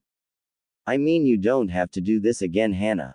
I appreciate the thought but I don't like being pitied. Naruto replied. Wait he wanted me to do it again and now he's saying I don't have to. Why would Oh crap. He thought the silence meant I didn't want to. Hana looked right at Naruto. Naruto. I'm sorry, I forgot you haven't had much interaction. What's wrong, Hana-chan? Naruto asked. She blushed and just decided to come out with it. He'd never figure it out anyway. Listen, Naruto, I do want to cook for you again. I was just embarrassed you liked it so much. Also, I'm not pitying you. You always bring a smile to my face just by being around me, so I just wanted to return the favor. She blushed a deeper red. Besides, I'd like to spend more time with you. Naruto was astonished. She wanted to spend more time with him. No one ever told him that. About 3 minutes later, Hana was a little annoyed. Yo earth to Naruto-kun. She said, snapping her fingers in front of his face. Huh. Oh yeah, sorry, Hana-chan. It's just. Are you sure? I know the villagers don't treat people who associate with me well. Naruto said. Hana cut him off. Those people are fools. You are one of the kindest people I know, Naruto. And to mention one of a very small portion of men who aren't perverted. And why wouldn't I want to be around someone who makes me smile? She asked with a smile. Naruto beamed. Well then, I'd be more than happy to have lunch with you any day, Hana-chan. But can we try and keep it low-key? I don't want you being persecuted if I can help it. Hana nodded but sighed. Fine, if you want, but don't expect me to back down if someone insults you. Naruto nodded, but inwardly he was doing a loony Bugs Bunny. You know, when he bounces off of every wall and that stuff. Yeah, that. She wants to spend more time with me. Maybe she likes me too. Hana smiled. Why don't we go get ready for the karaoke tonight? It's already 3. Naruto nodded. I'll see you there, Hana-chan. Hana smirked. Sure, Naruto-kun, see you there. She packed up the lunch and quickly walked home to get ready. She wanted to see what would happen tonight. Karaoke bar. 7 p.m. Most everyone had come. Sasuke, Sakura and Kakashi had, of course, skipped out, and some guy named Neji hadn't come from Team 9. However, Choji, Shikamaru, Ino, Hinata, Kiba, Naruto, Lee, Tenten, Yugao, Hayate, Yugao's fiancé, Hana, Kurenai, Guy, Asuma because Kurenai dragged him, Sora, and, even, Anko had shown up. Surprisingly, the place wasn't overly crowded, but it did have quite a few people there. Theirs was the largest group by far though. Kurenai tapped her glass after everyone had ordered and said, now that we are all here, why don't we say a little about ourselves? Now everyone reintroduced themselves with the same basic idea as the Junin exams. I will not type all this out, it's a waste of my time and yours. Hayate and Yugao were very into swords and each other. Anko, of course, liked snakes and torture, although they were surprised when she mentioned she liked reptiles in general. And of course, Guy and Lee had a rant about the flames of youth. Which surprisingly ended when Sora outwitted them with a flames of youth speech about how unyouthful it was to scream indoors. Needless to say, every Jonin and Tenten thanked him. Teams mostly sat together with Naruto next to Hana and Anko actually sitting near Sora, hoping to learn more about him. The entertainment was soon on and everyone watched as people sang along. Ino sang, "That's what girls do," of course. Choji and Shikamaru both declined. Hayate couldn't sing because of his condition and Yugao didn't sing out of respect for him. Kiba sang, "Who let the dogs out?" Hinata nearly fainted again when asked. Hana said she couldn't sing, although she was encouraged by Naruto. Sora sang a song called, "Where Dragons Rule," by Dragon Force. Anko, well, she sang, "My humps, so yeah." Tenten declined, saying it wasn't her thing, and Naruto, "Well, let's just see, shall we?" Common Naruto, "I know you can sing." Sora said, "Oh, can he now? Well, he better, or no more lunches for you." Hana said teasingly. This didn't go unnoticed by Kiba, but he'd get him later. Naruto sighed.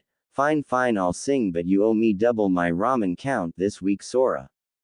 He made some shadow clones and told them to pick up the different instruments. What's he doing? Hana asked. Sora chuckled. He wanted to learn how to play, so he sent Cage Bunchins to learn when he was done in the library. He's pretty good if I remember correctly. Shish, it's starting. Lincoln Park. Somewhere I belong. When this began, I had nothing to say. And I get lost in the nothingness inside of me. I was confused. And I let it all out to find that I'm not the only person with these things in mind. Inside of me. But all that they can see, the words revealed, is the only real thing that I've got left to feel. Nothing to lose. Just stuck, hollow and alone.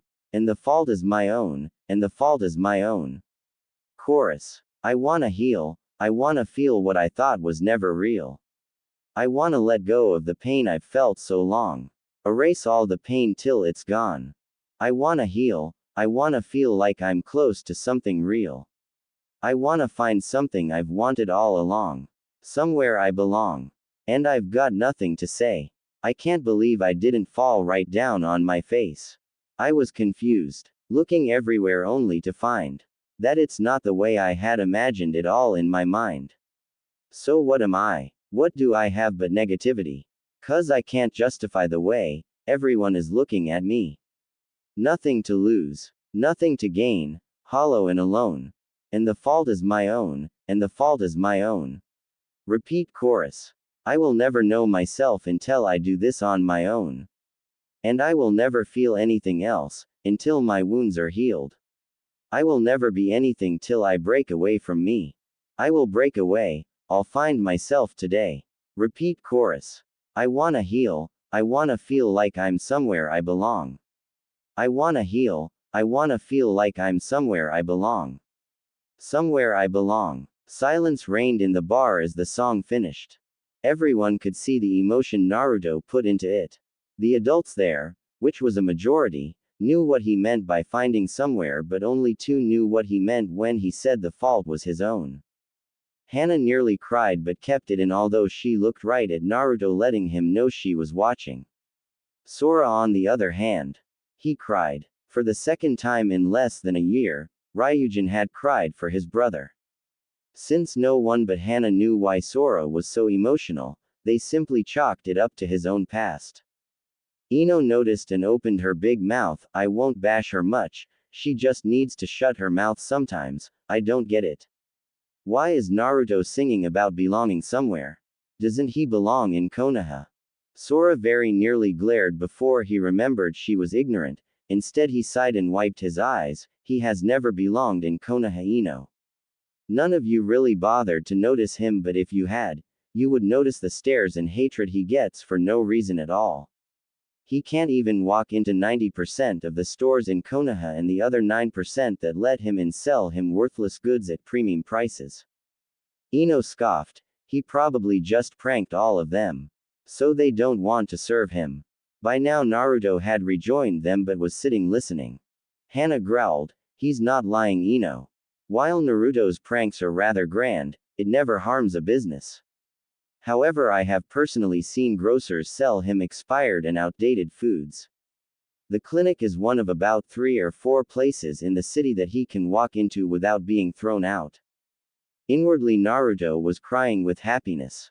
Ino, however, looked to her sensei. Sensei, we were taught in school that Konoha values teamwork over everything else. Why would we treat one of our own like this? Naruto spoke up. Ino, you have always had a roof over your head and parents to feed you, haven't you? Ino looked back at Naruto. Of course.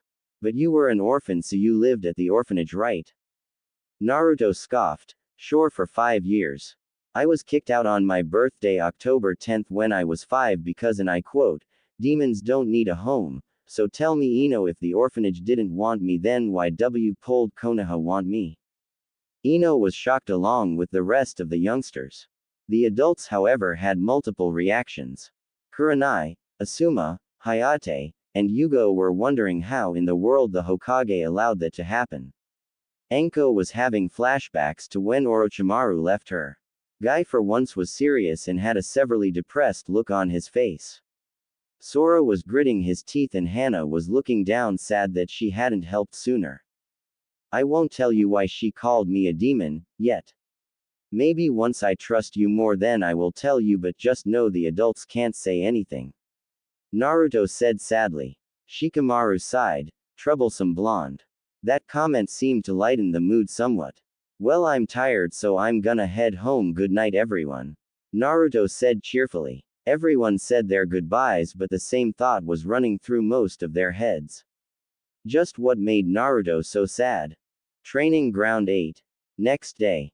Naruto had just come back from his, now daily, lunch with Hana and was in very high spirits. That is until he saw Sora being chased around the training grounds by the crazy snake lady, as he now dubbed her, cause she was firing snakes all over the place. Yo Naruto! Sora yelled as he ran past him. You bastard, get back here! Anko yelled, and somehow she started to target Naruto as well, who was now running alongside Sora. What the hell did you do to her, Aniki?